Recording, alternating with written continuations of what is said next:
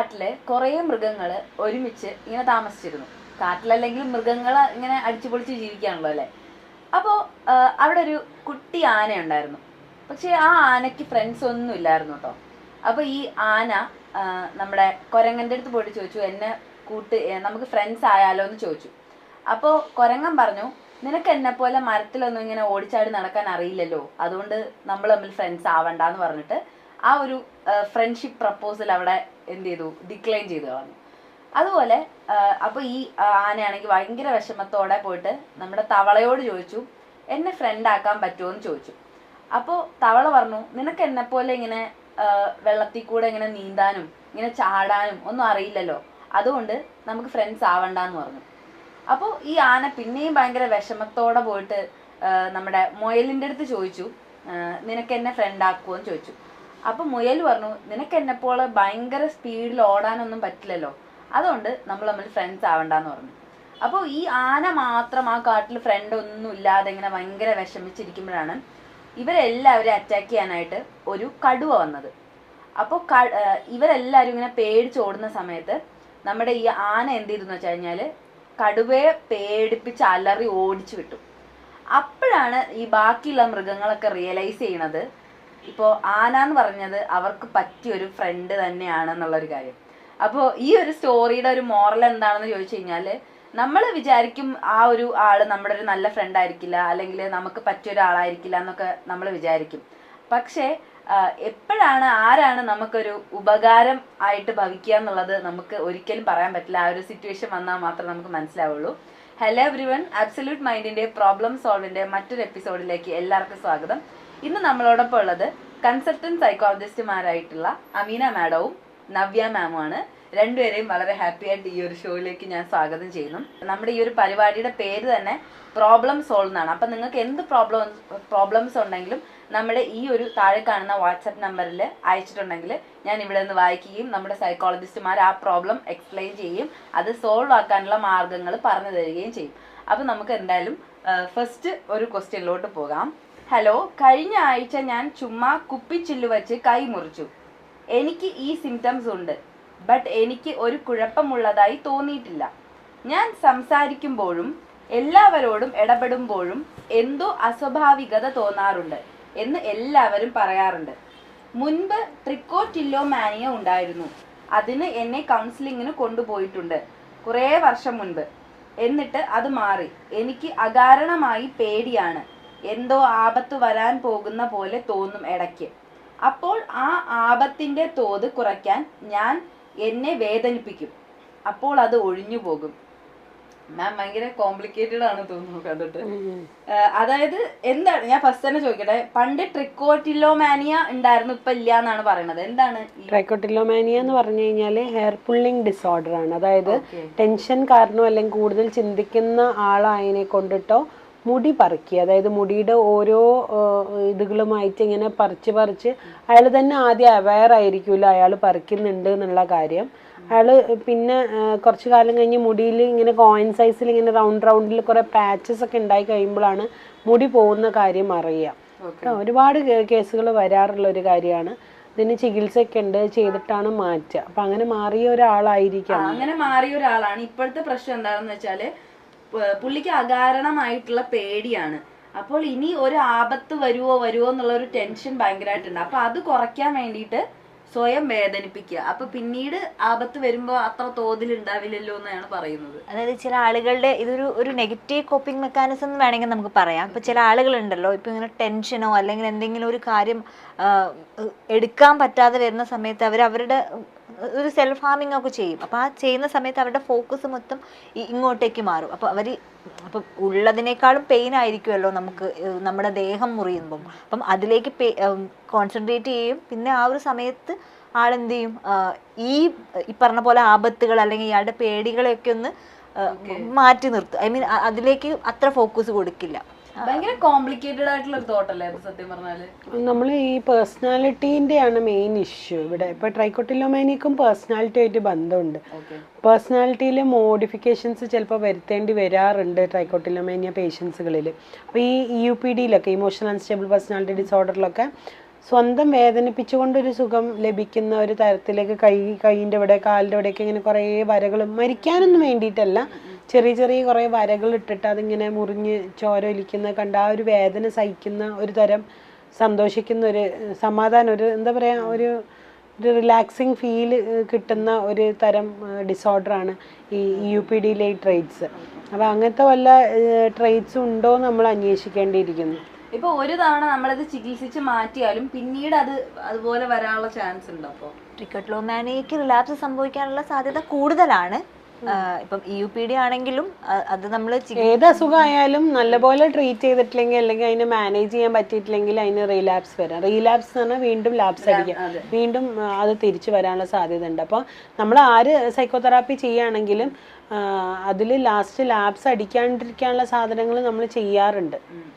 നമ്മൾ ലാസ്റ്റത്തെ 2-3 sessions relapse prevention എന്ന് പറയുന്ന സെഷൻസ് ആണ്.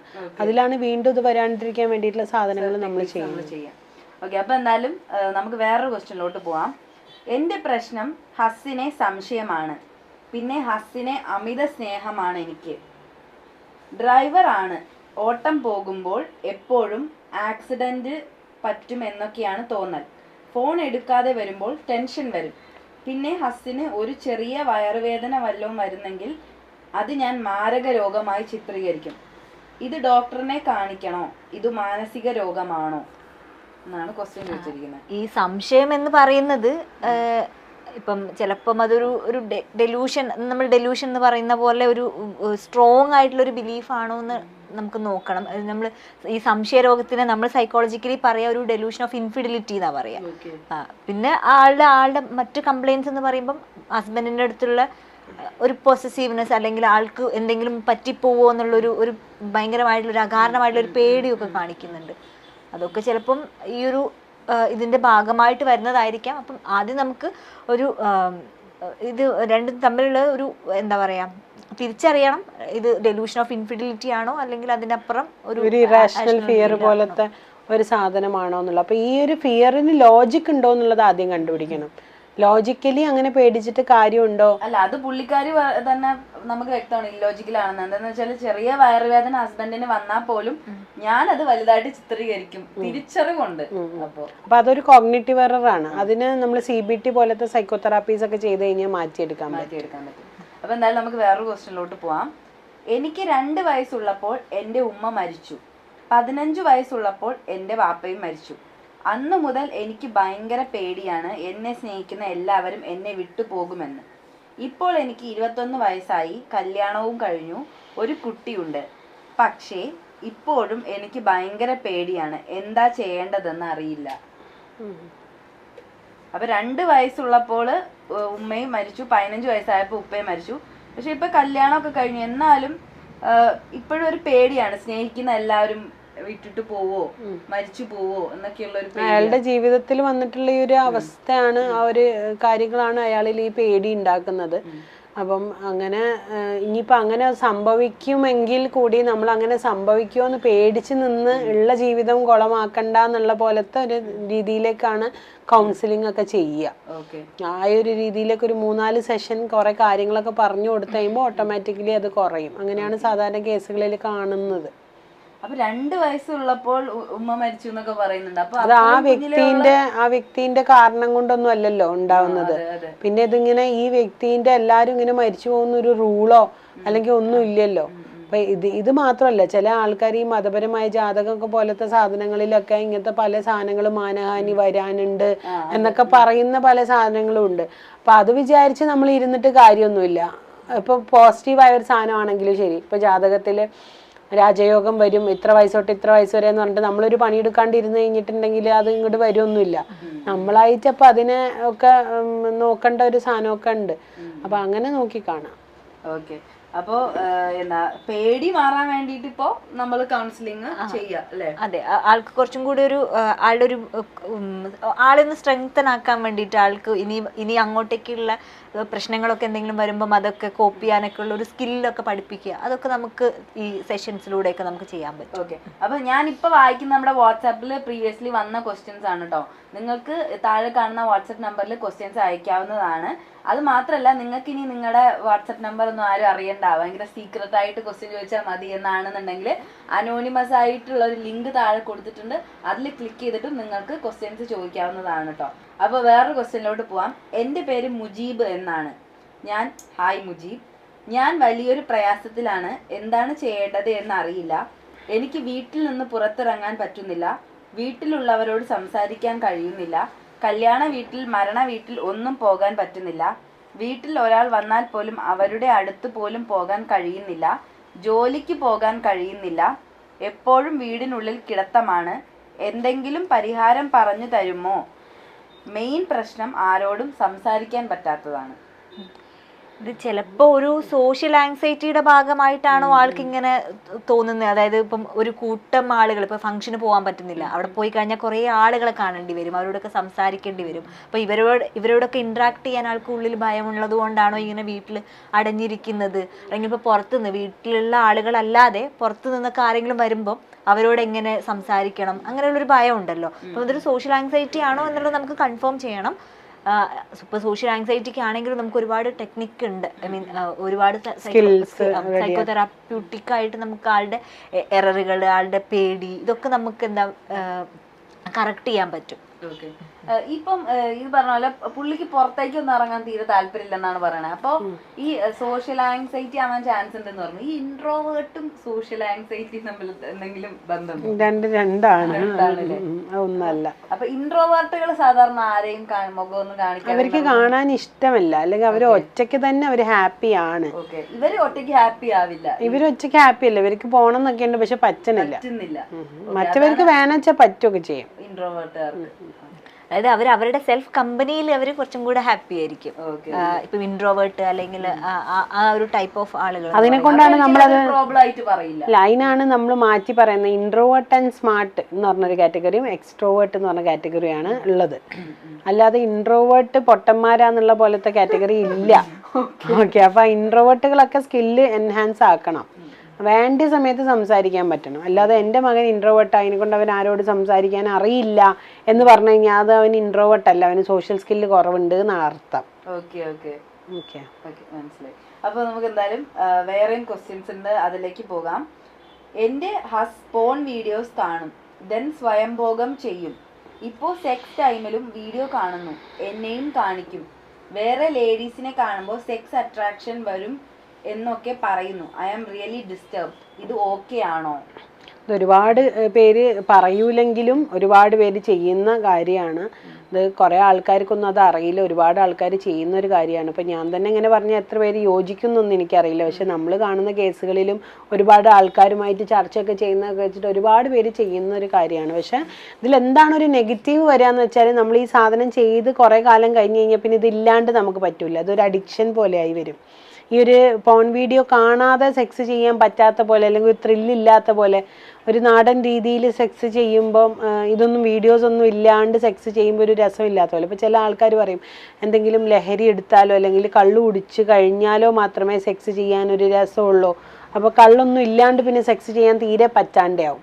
അപ്പോൾ അങ്ങനത്തെ ഒക്കെ കണ്ടീഷനിലേക്ക് നമ്മൾ പോവാണ്ടിരിക്കാനായിട്ട് ശ്രമിക്കുക. ഓക്കെ, അപ്പൊ എന്താ ഇവര് ചോദിച്ചിരിക്കുന്നത് ഇത് ഓക്കെ ആണോ എന്നാണ്. ഓക്കെ ആണോ? അതാണ് ഞാൻ പറഞ്ഞത്, ഓക്കെ അല്ല, പക്ഷെ ഒരുപാട് പേര് ചെയ്യുന്ന കാര്യമാണ്. അഡിക്റ്റ് ആവാതെ നോക്കുക, ചെയ്യുന്നത് കൊണ്ട് ചെയ്യാ എന്ന് ഇപ്പൊ ആ ഒരു അർത്ഥം വരുന്ന രീതിയിൽ ഇപ്പൊ എനിക്കും പറയാൻ പറ്റില്ല. ഒരുപാട് ആൾക്കാർ ചെയ്യുന്ന സാധനമാണ്, പക്ഷെ അത് ചെയ്യാൻ പാടില്ലാത്തൊരു കാര്യമാണ്. ഇതിപ്പോ ഇവര് പറയുന്നത് ഇവർക്കത് ഓക്കെ ആവുന്നില്ല, ഈ ലേഡിക്ക് അത് അത്ര ഓക്കെ ആവുന്നില്ല, അവര് ഡിസ്റ്റർബ്ഡ് ആവുന്നുണ്ടെന്നാണ്. പക്ഷെ ഹസ്ബൻഡിന് അത് കുഴപ്പമില്ലല്ലോ. അപ്പൊ ഏതെങ്കിലും ഒരു പാർട്ട്ണർ അത് പറഞ്ഞ് ഏതെങ്കിലും ഒരു നല്ലൊരു രീതിയിലേക്ക് എത്തിയിട്ടില്ലെങ്കിൽ നാളെ മറ്റന്ന് ഇതിനെ ചൊല്ലി പ്രശ്നങ്ങൾ ഉണ്ടാവാം. അപ്പം ഒരു മ്യൂച്വൽ കൺസെന്റ് അല്ലേ വേണ്ടത്. അപ്പം അത് ഹസ്ബൻഡിനോട് ഓപ്പൺ ആയിട്ട് തുറന്ന് പറയാം, എനിക്കിത് പറ്റൂല എന്ന് നോ പറയാൻ നമുക്ക് എപ്പോ അവകാശം ഉണ്ടല്ലോ. അപ്പൊ എന്തായാലും വേറൊരു ക്വസ്റ്റ്യൻ വന്നിട്ടുണ്ട്. അതായത് ഈ ഒരു സോഷ്യൽ മീഡിയ യുഗത്തിൽ വളരെ റിലവൻ്റ് ആയിട്ടുള്ള ഒരു ക്വസ്റ്റ്യൻ ആയിട്ട് എനിക്ക് തോന്നി. എനിക്ക് സ്ക്രീൻ അഡിക്ഷൻ ഉണ്ടെന്ന് തോന്നുന്നു. ഫേസ്ബുക്ക്, യൂട്യൂബ് ഇല്ലെങ്കിൽ ജീവിക്കാൻ ആകാത്ത അവസ്ഥ പോലെയായി. ഇടയ്ക്ക് മനസ്സിൽ തീരുമാനിക്കും ക്രിയേറ്റീവായിട്ട് എന്തെങ്കിലും ചെയ്യണമെന്ന്, ഒന്നും നടക്കുന്നില്ല. ഫോൺ എടുത്താൽ അപ്പോൾ യൂട്യൂബ്, ഫേസ്ബുക്ക് നോക്കി മണിക്കൂറുകൾ വേസ്റ്റ് ആകുന്നു. ഉറക്കം തന്നെ രാത്രി 2 മണി ആകുമ്പോഴാണ്. എന്താണ് ഇതിനൊരു പരിഹാരം? ഇപ്പൊ നമ്മള് ട്രോള് കാണുന്ന പോലെ മോൻ അങ്ങ് ഇൻസ്റ്റാഗ്രാമത്തിൽ വന്നിട്ടില്ല എന്ന് പറയണ പോലെ ഇതില് പറയുന്ന ക്രിയേറ്റീവ് ആയിട്ട് ഞാൻ എന്തെങ്കിലും ചെയ്യണമെന്ന് വിചാരിച്ചിട്ടും ആദ്യം എടുക്കുന്നത് ഫോണാണ്. നമുക്ക് അതിനപ്പുറത്തേക്ക് അങ്ങോട്ട് അതിലൊരു ഇതുണ്ട്, ഫോണിനോട് നമുക്ക് ഭയങ്കരമായ ഒരു സാധനം. അപ്പൊ നമ്മളിപ്പോ സോഷ്യൽ മീഡിയയിലും എന്തെങ്കിലും സാധനം നമുക്ക് വേണമെങ്കിൽ നമ്മൾ ആദ്യം എടുക്കുന്നത്, ആദ്യം നമ്മൾ അച്ഛനും അമ്മേനും പോയി ചോദിക്കുകയല്ല ചെയ്യുന്നത്. ഒരു ഡോക്ടർ ബുക്ക് ചെയ്യണം, അല്ലെങ്കിൽ ഒരു സാധനം മേടിക്കണം, അല്ലെങ്കിൽ ഒരു പോലീസിനെ വിളിക്കണം, അല്ലെങ്കിൽ ഒരു ആംബുലൻസ് വിളിക്കണം, അല്ലെങ്കിൽ എന്ത് സാധനത്തിന് ഈ ഫോൺ എന്ന് പറയുന്ന സാധനത്തിന്റെ മുകളിൽ നമ്മൾ ഭയങ്കരമായി ഡിപ്പെൻഡ് ചെയ്തിരിക്കണം. അപ്പോൾ ഇതിൽ ചെയ്യാൻ പറ്റുന്ന ഒരു കാര്യം എന്താ വെച്ചാൽ, ഇയാൾ 2 ഫോൺ ഉപയോഗിക്കുക എന്നുള്ള സാധനത്തിലോട്ട് മാറ്റാൻ പറ്റുമോ നോക്കാം. എന്നിട്ട് ഒരു ഫോണിൽ ഇങ്ങനത്തെ ആപ്പുകളോ കാര്യങ്ങളോ ഒന്നും വെക്കാണ്ടിരിക്കുക, എല്ലാ സോഷ്യൽ മീഡിയ ആപ്പുകൾ വെക്കാണ്ടിരിക്കുക. അല്ലെങ്കിൽ വല്ല ലോക്കും കാണില്ലേ, സോഷ്യൽ മീഡിയ ആപ്പിനെ ലോക്ക് ചെയ്യുന്ന ഒരു സാധനം, അതൊക്കെ നമ്മൾ ചിലപ്പോൾ ലോക്കൊക്കെ തുറന്ന് ചെയ്യും. അപ്പോൾ അത്തരം ഫോണുകൾ വീട്ടിൽ മാത്രം വെച്ചിട്ട് ഒരു ടൈം ടേബിൾ വെച്ചിട്ട് ആ ഒരു സമയത്ത് മാത്രമേ ഞാൻ ഈ ഫോൺ എടുക്കുള്ളൂ എന്നുള്ള രീതിയിലേക്ക് നമ്മളെ തന്നെ റെസ്ട്രിക്റ്റ് ചെയ്യും. ബിഹേവിയർ തെറാപ്പിയിൽ സൈക്കോളജിസ്റ്റ് ചെയ്യുക റിവാർഡ് പണിഷ്മെൻറ്റ് ചെയ്യുക. എത്ര മണിക്കൂർ ചെയ്തെങ്കിൽ മാത്രം, ഞാൻ ഇത്ര മണിക്കൂർ പഠിച്ചെങ്കിൽ മാത്രം അരമണിക്കൂർ ഫോൺ, അങ്ങനെയൊക്കെ റിവാർഡിങ് സിസ്റ്റത്തിലേക്ക് നമ്മളെ കൊണ്ടുവരാം. അപ്പോൾ കുറേയൊക്കെ ശരിയാവും. പക്ഷെ ഈ ഒരു കാലഘട്ടത്തിലൊന്നും യൂട്യൂബും ഫേസ്ബുക്കും ഇല്ലാണ്ട് ജീവിക്കാൻ പറ്റില്ല എന്ന് പറയണത്, ജീവിക്കാൻ പറ്റൂല എന്ന് പറയുന്നതൊക്കെ ശരി തന്നെ. പക്ഷെ ടൈമിനനുസരിച്ച് നമ്മളൊരു ഇതാക്കണ്ടേ. എന്തും അമിതമായാലും അമൃതും വിഷമാണ്. അപ്പൊ ആ ഒരു ടൈം ടേബിൾ വെച്ച് ഞാൻ പറയുമ്പോൾ മാത്രം എനിക്ക് നോക്കാൻ പറ്റില്ല. അല്ലാണ്ട് എനിക്കൊരു ത്വര തോന്നി ക്രേവിങ് വന്നിട്ട് ഞാൻ നോക്കരുതല്ലോ. ഞാൻ വിചാരിച്ചൊരു ടൈം ടേബിളിൽ ഒരു 8 മണിയാണ് ഞാൻ വിചാരിച്ചു, ഒരു 8 മണി മുതൽ 9 മണി വരെയാണ് എൻ്റെ സോഷ്യൽ മീഡിയ നോക്കുന്ന ടൈമെങ്കിൽ ആ ടൈമിൽ മാത്രം നോക്കാനായിട്ട് നമുക്ക് പറ്റണം. ഇപ്പൊ ഇൻസ്റ്റാഗ്രാമിലൊക്കെ ആണെങ്കിൽ ക്വയറ്റ് മോഡ് എന്ന് പറഞ്ഞിട്ടുള്ള ഓരോ ഇതൊക്കെ ഉണ്ട്. പിന്നെ നമുക്ക് ആപ്പ് സ്റ്റോറിലാണെങ്കിൽ കുറെ ആപ്ലിക്കേഷൻ ഒക്കെ അവൈലബിൾ ആണ്. നമുക്ക് പ്ലാന്റ് നടുക, അത്രയും മണിക്കൂർ നമുക്ക് ഫോൺ തൊടാൻ പറ്റില്ല, നമുക്ക് കോൾ വരില്ല, അങ്ങനത്തെ ഒക്കെ ഒരു ടെക്നിക്ക് ഉണ്ട്. അതൊക്കെ ചിലപ്പം യൂസ്ഫുൾ ആവും. പിന്നെ ഇപ്പൊ ആൾക്ക് 2 മണി വരെയൊക്കെ ഉറക്കവും ഇല്ല എന്നൊക്കെ പറയുന്നുണ്ട്. അപ്പം അത്രയും ആള് ഫോൺ യൂസ് ചെയ്യുന്നുണ്ടാവും. അപ്പം അത് മാഡം തന്നെ ഒരു എപ്പിസോഡിൽ പറഞ്ഞ പോലെ ചിലർക്കാണെങ്കിൽ റീല് കണ്ടിട്ട് അങ്ങോട്ട് ടയേർഡ് ആയിട്ടേ ഉറങ്ങാൻ പറ്റുള്ളൂ എന്ന് പറയുന്ന പോലത്തെ ഒരു ഇത്. പിന്നെ ഈ കമ്മ്യൂണിക്കേഷൻ നടക്കുന്നത് റീല് വഴിയാ, ഫ്രണ്ട്സുകൾ തമ്മിൽ. ഇപ്പൊ രാത്രി ഇപ്പം ഞാൻ ഒരു ഫ്രണ്ടിനെ വിളിക്കുന്നതിനെക്കാട്ടിലും ഞാനൊരു റീല് അവന് അയച്ചു കൊടുക്കുക, അവക്ക് അയച്ചു കൊടുക്കുക, അങ്ങനെ ഒരു രീതിയിലേക്ക് സിസ്റ്റം മാറി കഴിഞ്ഞിരിക്കുന്നത്. അപ്പം സൗഹൃദങ്ങളും ആ സമയത്ത് സംഭാഷണങ്ങളും ഒക്കെ റീല് വഴിയാണ് അങ്ങോട്ടും ഇങ്ങോട്ടും ഒക്കെ ചെയ്യുന്നത്. അപ്പൊ അതിനെയൊക്കെ അന്നത്തെ റീല് വന്നില്ലെങ്കിൽ ആൾക്ക് എന്ത് പറ്റിയെന്ന് ചിന്തിക്കും. അങ്ങനത്തെ ഒക്കെ കുറെ ആൾക്കാരുണ്ട്. കുറെ ദിവസമായിട്ട് റീല് നമ്മളെ റിലേറ്റ് ചെയ്യുന്ന ആരും ഇല്ല എന്ന് പറയുമ്പോൾ നമുക്കൊരിതല്ലേ. നമുക്ക് എപ്പോഴെങ്കിലും നമ്മളെ സുഹൃത്തുക്കളെ റീല് നമ്മൾ ഇൻസ്റ്റാഗ്രാമിൽ ഏറ്റവും നമ്മുടെ മെസ്സേജിന്റെ ഇതിൽ പോയി കഴിഞ്ഞാൽ നമ്മൾ ടോപ്പ് 5 ആളാരൊക്കെയാ നോക്കിയാൽ തന്നെ നമുക്കറിയാം ആരൊക്കെയാ നമ്മളെ സുഹൃത്തുക്കൾ, നമ്മൾ ഏറ്റവും കൂടുതൽ ബന്ധത്തിലുള്ള ആളാരൊക്കെയാന്നൊക്കെ നമ്മളെ റിലേറ്റ് ചെയ്യുന്ന ആൾക്കാർ. അപ്പം അത് കംപ്ലീറ്റ് നമുക്ക് ഒഴിവാക്കാൻ പറ്റിയൊരു സാധനമൊന്നുമല്ല. നല്ലതാണ് സോഷ്യൽ മീഡിയാസ് ഒക്കെ, പക്ഷെ അതിന്റെ യൂസ് നോക്കിയിട്ട് ചെയ്യുക, അബ്യൂസ് ചെയ്യരുത്. അപ്പൊ അബ്യൂസ് ചെയ്യാതെ യൂസ് നോക്കിയിട്ട് എല്ലാം ചെയ്യുക. വേറൊരു ക്വസ്റ്റ്യനിലോട്ട് പോവാം. ഞാൻ 10th ക്ലാസ്സിൽ പഠിക്കുന്ന കുട്ടിയാണ്. എനിക്ക് ചങ്ങാതിമാരൊപ്പം ചെലവഴിക്കാനും ഫുട്ബോൾ കളിക്കാനും ആയിരുന്നു ഇഷ്ടം. പക്ഷേ ആ സമയത്ത് എന്നെ കളിക്കാൻ അനുവദിക്കില്ലായിരുന്നു. ആകെ ഒരു സമയത്ത് മാത്രമേ കളിക്കാൻ വിടുകയുള്ളൂ, അതും 2 മണിക്കൂർ മാത്രം. സമയം വൈകിയാൽ ആക്ഷേപിക്കുമായിരുന്നു. ശരിക്കും പറഞ്ഞാൽ ചങ്ങാതിമാരോടും കളിയോടുമുള്ള ബന്ധം ഇല്ലാതാക്കുകയായിരുന്നു അവരുടെ ലക്ഷ്യം. പാരൻസിനെയാണ് പറയുന്നത്. ഒരു ഫുട്ബോൾ കളിക്കാരന് ഏറ്റവും ഇഷ്ടം ടർഫിൽ നിന്ന് കളിക്കാനാണ്. പക്ഷെ ഞാൻ ടർഫിൽ പോട്ടെ എന്ന് ചോദിച്ചപ്പോൾ പിതാവ് പറഞ്ഞു, വ്യായാമത്തിന് ഉള്ള കളി മാത്രം കളിച്ചാൽ മതി, കളി ഓവർ ആകരുതെന്ന്. പക്ഷേ അവർ അറിയാതെ ഞാൻ ചങ്ങാതിമാരൊപ്പം ടർഫിൽ പോയി. അവര് അതെങ്ങനെയോ അറിഞ്ഞ് നല്ലവണ്ണം തല്ലുകയും ചെയ്തു. അവർ എൻ്റെ ഫുട്ബോളിനോടുള്ള ഇഷ്ടം പൂർണ്ണമായും ഇല്ലാതാക്കി. ചങ്ങാതിമാരെ എന്നിൽ നിന്നും അകറ്റി. അങ്ങനെ വീട്ടിൽ വെറുതെ ഇരിക്കുന്ന ഞാൻ ഫോണിനോട് അഡിക്റ്റ് ആവാൻ തുടങ്ങി. ഇത് പിന്നെ നമ്മുടെ അവിടെ തന്നെ എത്തി. ഫോൺ ഇല്ലാതെ ജീവിക്കാൻ പറ്റില്ല എന്ന നിലയ്ക്കായി. ഒരു കാലത്ത് കളിക്കാൻ പോകരുത് എന്ന് പറഞ്ഞ രക്ഷിതാക്കൾ ഇപ്പോൾ കളിക്കാൻ പോകാൻ നിർബന്ധിക്കുകയാണ്.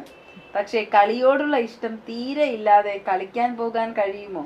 ഇതൊക്കെ അവർ തന്നെയല്ലേ ചെയ്തത്. കളിക്കേണ്ട പ്രായത്തിൽ കളിക്കാൻ വിടണ്ടേ, അല്ലാതെ വീട്ടിൽ പൂട്ടിയിടുകയാണ് വേണ്ടത്. നല്ല റിപ്ലൈ തരണം പ്ലീസ്. തന്നെയാണ് റിപ്ലൈ എന്ന് എനിക്ക് തോന്നുന്നു. അതെ, ആ കുട്ടി തന്നെ ആ കുട്ടിയുടെ കാര്യങ്ങളൊക്കെ പറഞ്ഞിട്ടുണ്ട്. അതിൽ കൂടുതൽ അതിനൊന്നും പറയാനില്ല. എന്താ വെച്ചാ ഈ പാരന്റ്സിന് പേടി ഉണ്ടാവും, ഇവൻ ഇത് തൊഴിൽ മാർഗമാക്കി കളയോ, ഈ കളി കൂടുതൽ കളിക്കണ്ട, കുറച്ച് ആവശ്യത്തിനുള്ള കളി മതി എന്ന് പറയുന്നത് വ്യായാമത്തിനുള്ള കളി മതി, അല്ലാതെ കളിച്ച് നീ ആ കളി ഒരു തൊഴിലാക്കി പോവണ്ട എന്നുള്ള ഒരു രീതിയിലുള്ള ഒരു ഭയം ഉണ്ടായിട്ടാവും പാരൻസ് അതിന് ഇതാക്കിയത്. പക്ഷെ പാരൻസിനും എന്താ ചെയ്യേണ്ടതെന്ന് അറിയില്ല. ഇവനിപ്പോൾ അത് നിർത്തി കഴിഞ്ഞപ്പോൾ പിന്നെ ഫോണിൽ ഇതായി. അപ്പം അവർ നോക്കുന്നുണ്ടാവാം, ഒന്നിലും അത്ര അഡിക്റ്റ് ആവാണ്ടിരിക്കാൻ ആയിരിക്കും അവർ നോക്കുന്നുണ്ടാവുക. അവർ ഈ കാര്യങ്ങളൊക്കെ ചെയ്യുന്നത് സ്വന്തം മകൻ ഫോക്കസ്ഡ് ആയിട്ട് എന്തെങ്കിലുമൊക്കെ കാര്യത്തിലേക്ക് പോയി ഒരു ലൈഫ് സെറ്റ് ആവട്ടെ എന്ന് വിചാരിച്ചിട്ടായിരിക്കും അവർ ചെയ്യുന്നത്. പിന്നെ ഈ പാരന്റിങ് ഒരു പരീക്ഷണമാണല്ലോ, നമുക്കിത് എങ്ങനെയാണ് ചെയ്തു കഴിഞ്ഞു കഴിഞ്ഞാലാണ് അങ്ങനെ ചെയ്യണ്ടായിരുന്നോ, ചെയ്ത് നന്നായിരുന്നോ എന്നൊക്കെ നമുക്ക് അറിയാം. ഓരോ കുട്ടിയിലും ഓരോ പരീക്ഷണമാണ് പാരന്റിങ്. ഞാൻ പണ്ട് ബുക്കുകളൊക്കെ വായിക്കുന്ന സമയത്ത് ഞാൻ വായിച്ചിട്ടുള്ള ഒരു കാര്യമാണ്, അതായത് കുട്ടികൾ കുഞ്ഞു പ്രായത്തിൽ, അതായത് ഒരു 3-4 വയസ്സാകുമ്പോൾ തന്നെ എന്തെങ്കിലും ചെറിയ ചെറിയ രീതിയിലുള്ള എന്തെങ്കിലും ഒരു പാട്ട് പാടുകയോ ഡാൻസ് കളിക്കുക അങ്ങനത്തെ എന്തെങ്കിലുമൊക്കെ കാണിക്കാൻ തുടങ്ങുമ്പോൾ തന്നെ നമ്മൾ ആ രീതിയിലേക്ക് വിടണം എന്നുള്ള രീതിയിൽ പറയും. പക്ഷെ പഠിക്കാൻ ഒരു കുട്ടി ഇൻട്രസ്റ്റ് കാണിക്കുമ്പോൾ നമ്മൾ മാക്സിമം പ്രോത്സാഹിപ്പിക്കും. മറിച്ച് വേറൊരു എക്സ്ട്രാ കരിക്കുലർ ആക്ടിവിറ്റിയിലാണ് അത് കാണിക്കുന്നതെന്നുണ്ടെങ്കിൽ അത്രയ്ക്കുള്ള മെയിൻ ആയിട്ട് സാധനം അന്നമാണ്. അപ്പൊ അതിലേക്ക് കൊണ്ടുപോകുന്ന തൊഴിലിലേക്ക് പ്രോത്സാഹനം കൊടുക്കും. എനിക്ക് തോന്നുന്നത് ഇപ്പൊ ഈ ഒരു കാലഘട്ടത്തിലൊക്കെയാണ് അതിനൊക്കെ കുറച്ചും കൂടി ഒരു ഓപ്പർച്യൂണിറ്റി ഒക്കെ വന്നു തുടങ്ങിയത്. അല്ല, അത് മാഡം നമ്മുടെ നാട്ടിലെ ഈ ഒരു പട്ടിണി സാധനം ഇല്ലാത്തോണ്ടാണ്. നമ്മള് ആ ഒരു കാലഘട്ടത്തിലായിരുന്നെങ്കിൽ ഇവരാരും അതിന് പ്രൊമോട്ട് ചെയ്യൂല. നമ്മൾ വേഗം എല്ലാവരുടെയും ലക്ഷ്യം എന്ന് പറയുന്നത് അന്നത്തെ ആഹാരത്തിനുള്ള വകയുണ്ട്. അപ്പൊ ആ വക ഇപ്പൊ ആയതിനെ കൊണ്ടിട്ട് ഇങ്ങനത്തെ ഓപ്പർച്യൂണിറ്റീസിനെ ആൾക്കാർ മാനിക്കും. 10th പഠിക്കുന്ന കുട്ടി എന്ന് പറയുമ്പോൾ ഇപ്പോഴത്തെ ഒരു കാലഘട്ടമാണെന്നാണ് ഞാൻ വിശ്വസിക്കുന്നത്. പിന്നെ എനിക്ക് തോന്നുന്നു ഇവിടെ പാരന്റ്സിനും ഒരു കൗൺസിലിംഗ് ആവശ്യമല്ലേ? പാരന്റ്സിന് എന്താ ചെയ്യേണ്ടതെന്ന് അറിയില്ല ചിലപ്പം. അപ്പൊ അവർക്കൊരു പാരന്റൽ കൗൺസിലിംഗും കൊടുക്കാം. ആ കുട്ടി ഭയങ്കര ഫ്രസ്ട്രേറ്റഡ് ആണെന്ന് തോന്നുന്നു. പക്ഷെ ഞാൻ പറയുന്നത് ഇങ്ങനെയൊന്നും ചിന്തിക്കേണ്ട ആവശ്യമില്ല. ഈ പ്രായത്തിൽ ഇങ്ങനെയൊന്നും ചിന്തിക്കേണ്ട. കുറെ ഇതിലേക്ക് ഇട്ട് അതിലെ വിടുക. നമ്മൾ അതിൻ്റെതായ രീതിയിൽ ഹാപ്പി ആവുക. ഇന്ന് ഹാപ്പി ആവാൻ എന്താ ചെയ്യാൻ പറ്റാൻ നോക്കുക, നാളെ ഹാപ്പി ആവാൻ എന്താ ചെയ്യാൻ പറ്റാൻ നോക്കുക. അതിലപ്പുറത്തേക്ക് ചിന്തിക്കേണ്ട ഇപ്പൊ ഒന്നും. എന്തായാലും വേറെ ക്വസ്റ്റ്യനിലോട്ട് പോവാം. 12 വയസ്സുള്ള ആൺകുട്ടി ക്ലാസ്സിലെ മറ്റു കുട്ടികളെ കോമ്പസ് ഉപയോഗിച്ച് കയ്യിൽ വരയ്ക്കുന്നു, മുറിവേൽപ്പിക്കുന്നു. ഇത് കണ്ടക്ട് ഡിസോർഡർ ആണോ മാം? ഇതുപോലെ മറ്റു ഡിവിഷനിലെ കുട്ടികളുമായി അടി ഉണ്ടാക്കുന്നു. എന്താണ് മാം ഈ കണ്ടക്ട് ഡിസോർഡർ? ആന്റി സോഷ്യൽ എന്ന് കേട്ടിട്ടുണ്ടോ നിങ്ങൾ? ആന്റി സോഷ്യൽ എന്ന് പറഞ്ഞാൽ സൊസൈറ്റിയുടെ റൂൾസിനെതിരെ ചെയ്യുന്ന പ്രവർത്തനങ്ങൾ. ഈ ആന്റി സോഷ്യലുകാർ ചെറിയ പിള്ളേരാകുമ്പോൾ അതിന് കണ്ടക്ട് ഡിസോർഡർ എന്ന് പറയും. ചെറിയ പിള്ളേരിൽ വരുമ്പോഴാണ് അതിന് കോണ്ടാക്ട് ഡിസോർഡർ എന്ന് പറയുന്നത്. ഈ കോണ്ടാക്ട് ഡിസോർഡർ ട്രീറ്റ് ചെയ്തിട്ടില്ലെങ്കിൽ that can lead and become anti social personality. അങ്ങനെ ആയി മാറാം. വികൃതിയുടെ ഒരു മൂത്ത ഒരു സാധനം, അതായത് മറ്റുള്ള ആളെ വേദനിപ്പിച്ചുകൊണ്ട് കിട്ടുന്ന ഒരു ലഹരി, ഒരു സാധനം. വികൃതി എന്ന് പറയുമ്പോൾ നമ്മൾ എന്തെങ്കിലുമൊക്കെയോ ചെയ്ത് പറ്റിപ്പോകുന്ന ഒരു സാധനമല്ലേ? എനിക്കറിയില്ല, മേ ബി വികൃതി അങ്ങനെ കുസൃതി എന്നുള്ള വേർഡ്, കുസൃതി വികൃതി തമ്മിൽ വ്യത്യാസമുണ്ട്. ക്യൂട്ടാണെന്ന് തോന്നുന്നു. വികൃതി കുറച്ചും കൂടെ, എന്നാ വികൃതിയിലും കുറച്ചും കൂടെ സഹിക്കാൻ പറ്റാത്തൊരു സാധനമാണ് ഈ കോണ്ടാക്ട് ഡിസോർഡറിൽ ഉണ്ടാകുന്നത്. ഓ, ഇഷ്ടം പോലെ വരും കോണ്ടാക്ട് ഡിസോർഡർ ഒക്കെ. പിന്നെ നമുക്ക് ഈ ഒരു ഒറ്റ സിംറ്റം വെച്ചിട്ട് ഇതൊരു എന്താ പറയാ കണ്ടക്ട് ഡിസോർഡർ ആണെന്ന് നമുക്ക് പറയാൻ പറ്റില്ല. വേറെ ക്വസ്റ്റ്യനിലോട്ട് പോവാം. നമ്മൾ പോണോഗ്രാഫി അഡിക്റ്റ് ആണോ അല്ലേ എന്ന് എങ്ങനെ അറിയാൻ പറ്റും? എന്താണ് അതിൻ്റെ സിംറ്റംസ്? ഞാൻ റെഗുലറായി കാണുന്ന ആളാണ്, ബട്ട് എനിക്ക് 2 വീക്സ് കാണാതെ ഇരിക്കാൻ പറ്റില്ല. എനിക്കൊരു ട്രീറ്റ്മെൻറ്റ് ഉണ്ടായിരുന്നത് കൊണ്ട് ഡൈവേർഷൻ വന്നു, പക്ഷേ എന്തിൻ്റെ അഡിക്റ്റ് ആണോ എന്ന് അറിയില്ല. എനിക്കും മനസ്സിലായി. അല്ല, എനിക്ക് തോന്നുന്നു പിന്നെ പോൺ വീഡിയോസ് പല രീതിയിലേക്കുള്ള പോൺ വീഡിയോസുകളുണ്ട്. അപ്പോൾ പല പല ടൈപ്സ് ഓഫ് പോൺ വീഡിയോസുകളുണ്ട്. അപ്പോൾ അതിൽ ചില കാര്യത്തിൽ മാത്രം അഡിക്റ്റ് ആയവർ അത്തരത്തിലുള്ള വീഡിയോസ് മാത്രമായി കാണുന്ന ഒരു രീതി നമ്മൾ കണ്ടുവരാറുണ്ട്. അപ്പം അതിലേക്ക് അങ്ങനെ ആയിപ്പോയോ എന്നുള്ളതാണ്. അപ്പോൾ ഏറ്റവും കൂടുതൽ നമ്മൾ അഡിക്റ്റ് അല്ല എന്ന് ഉറപ്പ് വരുത്താൻ, നമുക്ക് കാണണ്ടെന്ന് വിചാരിച്ചാൽ നമുക്ക് കാണാണ്ടിരിക്കാനായി പറ്റണം. അപ്പോൾ 2 ആഴ്ചയാണ് മാക്സിമം ടൈം കാണാണ്ടിരിക്കാനുള്ളതെന്ന് പറയുമ്പോൾ ഒരു അഡിക്ഷൻ അവിടെ ഉണ്ടോ എന്നൊരു സംശയമുണ്ട്. ഇപ്പൊ പറയുന്നത് എന്താണെന്ന് വെച്ചാല് ഓൾറെഡി ട്രീറ്റ്മെന്റ് എടുക്കുന്നുണ്ടായിരുന്നു, അതുകൊണ്ട് മാറിപ്പോയി. പക്ഷെ അഡിക്റ്റ് ആണോ എന്ന് എങ്ങനെ അറിയാം എന്നുള്ളതാണ്. 2 ആഴ്ച നിർത്താൻ പറ്റുന്നില്ല, ഒരു 3 ആഴ്ച നോക്കുക, ഒരു 4 ആഴ്ചയിലേക്ക് മാറ്റി നോക്കുക. അങ്ങനെ ഒരു ടൈം ഒന്ന് കൂട്ടിയും കുറച്ചൊക്കെ നോക്കുക. എന്നിട്ട് പറ്റുന്നില്ല എന്നുണ്ടെങ്കിൽ അഡിക്റ്റ് ആണെങ്കിൽ പിന്നെ നമുക്ക് എന്താ ചെയ്യാൻ പറ്റുക?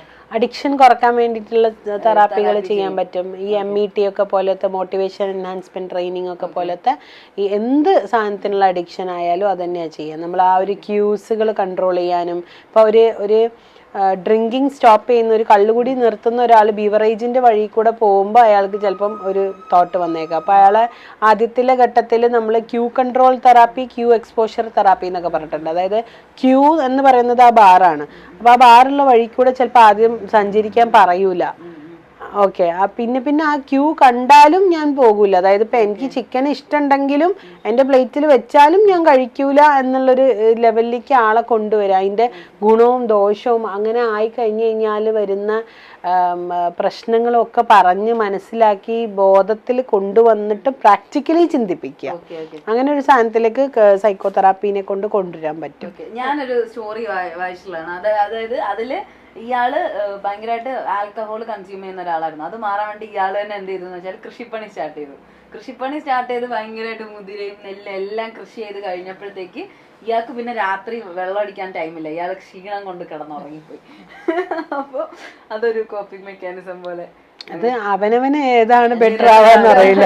അപ്പൊ ചിലര് പറയും അതും കഴിഞ്ഞ് കൃഷിയും കഴിഞ്ഞ് കള്ളു കുടിച്ച് കിടക്കും, അല്ലെങ്കിൽ പിന്നെ കൃഷിയില് കായ് വന്നില്ല എന്ന് പറഞ്ഞ അതിന്റെ ടെൻഷന് വേറെ കുടിക്കും. നല്ല നല്ല വരുമാനം കിട്ടി തുടങ്ങി അതിന്റെ സന്തോഷത്തിൽ കുടിക്കാം. അത് ഓരോരുത്തരുടെ മൈൻഡ് സെറ്റ് ആണ്. എല്ലാം നിങ്ങളുടെ മൈൻഡിലാണ്. നിങ്ങൾ വിചാരിക്കുന്ന പോലെ തന്നെയാണ് നിങ്ങളുടെ ജീവിതം പോകുന്നത്. അത് നമുക്ക് വേറെ ക്വസ്റ്റ്യനിലോട്ട് പോവാം. മാഡം, എനിക്ക് മറ്റുള്ളവരോട് സംസാരിക്കാൻ വല്ലാത്ത പേടി തോന്നുന്നു, എസ്പെഷ്യലി പരിചയമില്ലാത്ത ആളുകളോട്. അവരോട് സംസാരിക്കാൻ ടോപ്പിക്ക് കിട്ടുന്നില്ല, എന്താണ് പറയേണ്ടതെന്ന് അറിയില്ല, അവർക്ക് എന്നെ ഇഷ്ടമല്ലാതെ ആവോ എന്നൊക്കെ ഒരു തോന്നൽ. ഭയങ്കര ഒതുങ്ങിക്കൂടലാണ് ഞാൻ. എൻ്റെ ഈ സ്വഭാവം ആർക്കും ഇഷ്ടമാവുന്നില്ല എന്ന് എനിക്കറിയാം, ബട്ട് മാറ്റാൻ കഴിയുന്നില്ല. ടോപ്പിക്ക് പോലും കിട്ടുന്നില്ല. ഇത് കൗൺസിലിംഗ് ചെയ്താൽ മാറുമോ? ഇപ്പൊ നമ്മൾ നേരത്തെ സംസാരിച്ച പോലെ സോഷ്യൽ ആങ്സൈറ്റി ആണോ എന്നുള്ളത് ആൾക്ക് ആളെ കാണുമ്പോൾ പേടിയുണ്ടോ എന്നുള്ളത് നോക്കണം. പിന്നെ ടോപ്പിക്ക് കിട്ടായിക എന്ന് പറയുന്നത് അവര് കൂട്ടുകൂടുന്ന ആളുകൾ എങ്ങനെയുള്ള ആളുകളാണ്. ഇപ്പം നമ്മളൊരു സെഷനിൽ പറഞ്ഞായിരുന്നു, ലൈക്ക് ഇപ്പം നമ്മളുടെ വൈബിനൊത്ത് അല്ലെങ്കിൽ നമ്മളുടെ അതേ പൊട്ടൻഷ്യൽ ഉള്ള ആളുകളോട് കൂടെ നിൽക്കുമ്പോൾ നമുക്ക് ചിലപ്പം സംസാരിക്കാൻ എത്ര ഇൻട്രോവേർട്ട് ആണെന്ന് പറഞ്ഞ ആളായാലും പോലും നമുക്കിഷ്ടമുള്ള ടോപ്പിക്കിൽ കാര്യം പറയുമ്പോൾ അവർ ഒരുപാട് സംസാരിക്കും.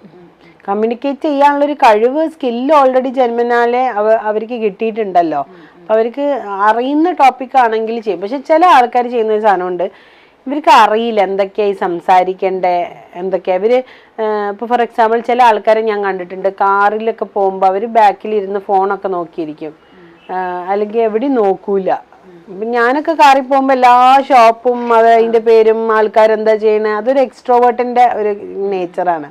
അപ്പം ഇൻട്രോവേർട്ട് ആണെന്നുണ്ടെങ്കിൽ ഇങ്ങനത്തെ സ്കില്ല് പുറത്ത് നോക്കുന്നൊക്കെ പറഞ്ഞാൽ ചെറുപ്പത്തിലേ പഠിപ്പിക്കുന്ന സാധനമാണ്. അത് നോക്ക്, ആ ഷോപ്പ് നോക്ക്, ഇവിടെ നോക്ക്, കാക്കേനെ നോക്ക്, ഫ്ലൈറ്റ് നോക്ക് എന്നൊക്കെ പറഞ്ഞ് കുട്ടിയാകുമ്പോൾ തന്നെ പലതിലേക്കും എക്സ്പോഷർ കൊടുത്തു കഴിഞ്ഞ് കഴിഞ്ഞാൽ ഓട്ടോമാറ്റിക്കലി നമ്മളെ മൈൻഡ് സെറ്റ് ഞാൻ ഇൻട്രോവേർട്ട് ആണെങ്കിലും ഞാൻ പലതിലേക്കും നോക്കണം എന്നുള്ളൊരു സാധനം ഉണ്ടാവും. ചില ഇൻട്രോവേർട്ടാരുണ്ട് ഭയങ്കര വിജിലൻ്റ് ആയിരിക്കും, നമ്മൾ പോലും കാണാത്ത പല സാധനങ്ങൾ അവരിങ്ങനെയൊക്കെ ഒന്ന് നോക്കിയിട്ടുണ്ടാവുകയുള്ളൂ, പക്ഷെ എല്ലാം അവരുടെ മൈൻഡിൽ ക്യാപ്ചർ ആവും. അപ്പം നല്ലൊരു ബുദ്ധി വർക്കാവുന്ന പോലത്തെ രീതിയിലേക്ക്.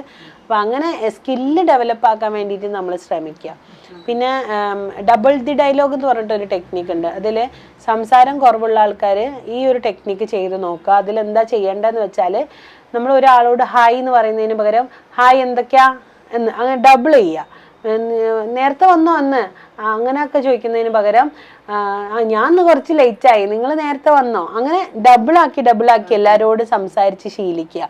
അങ്ങനെ കുറച്ച് കാലം ചെയ്ത് കഴിഞ്ഞ് കഴിഞ്ഞാൽ ഓട്ടോമാറ്റിക്കലി നമ്മുടെ ഒരു ലാംഗ്വേജിന്റെ കമ്മ്യൂണിക്കേഷന്റെ ഒരു സാധനം കൂടും.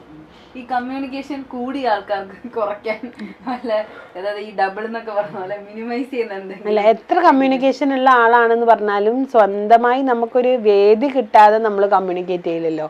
എത്ര സംസാരിക്കുന്ന ആളായാലും ഇപ്പം സംസാരിക്കേണ്ടടുത്തല്ലേ സംസാരിക്കുള്ളൂ, അല്ലാത്ത സമയത്ത് നമ്മൾ മിണ്ടാണ്ടിരിക്കും. അപ്പൊ ചില സ്ഥലത്ത് ലിസണർ ആവുന്ന ഒരു സാധനം ഉണ്ടല്ലോ, ഒരു കഴിവാണത്. ലിസണർ ആയിട്ടിരിക്കാന്ന് പറഞ്ഞൊരു കഴിവാണ്. ഇപ്പൊ ഇൻട്രോവേർട്ടുകാർക്ക് ലിസണർ ആവാൻ കുറച്ചുകൂടെ പറ്റും, പക്ഷെ എല്ലാവർക്കും പറ്റുന്നല്ല ഞാൻ പറയുന്നത്.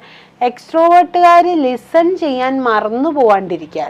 ഇൻട്രോവേർട്ടിന് സ്കില്ലാവണം എന്ന് പറഞ്ഞ പോലെ തന്നെ എക്സ്ട്രോവേർട്ടിനോട് പറയാനുള്ള ഒരു സാധനമാണ്, നിങ്ങൾ ലിസൺ നിങ്ങൾ ഇങ്ങനെ പറയുമ്പോൾ നിങ്ങൾക്കൊന്നും കിട്ടുന്നില്ല, വേറൊരാൾ പറയുന്ന കേൾക്കുമ്പോൾ അല്ലേ നിങ്ങൾക്ക് വല്ലതും കിട്ടും. അപ്പൊ എനിക്ക് എന്തെങ്കിലുമൊക്കെ കിട്ടണം എന്നുള്ളൊരു മോട്ടോ വെച്ചിട്ട് കുറച്ച് ലിസൺ ചെയ്യാനും കൂടെ ശ്രമിച്ചു കഴിഞ്ഞാൽ കുറച്ചുകൂടെ നന്നാവും. അപ്പൊ തന്നെ നിങ്ങൾ സംസാരം കുറയും.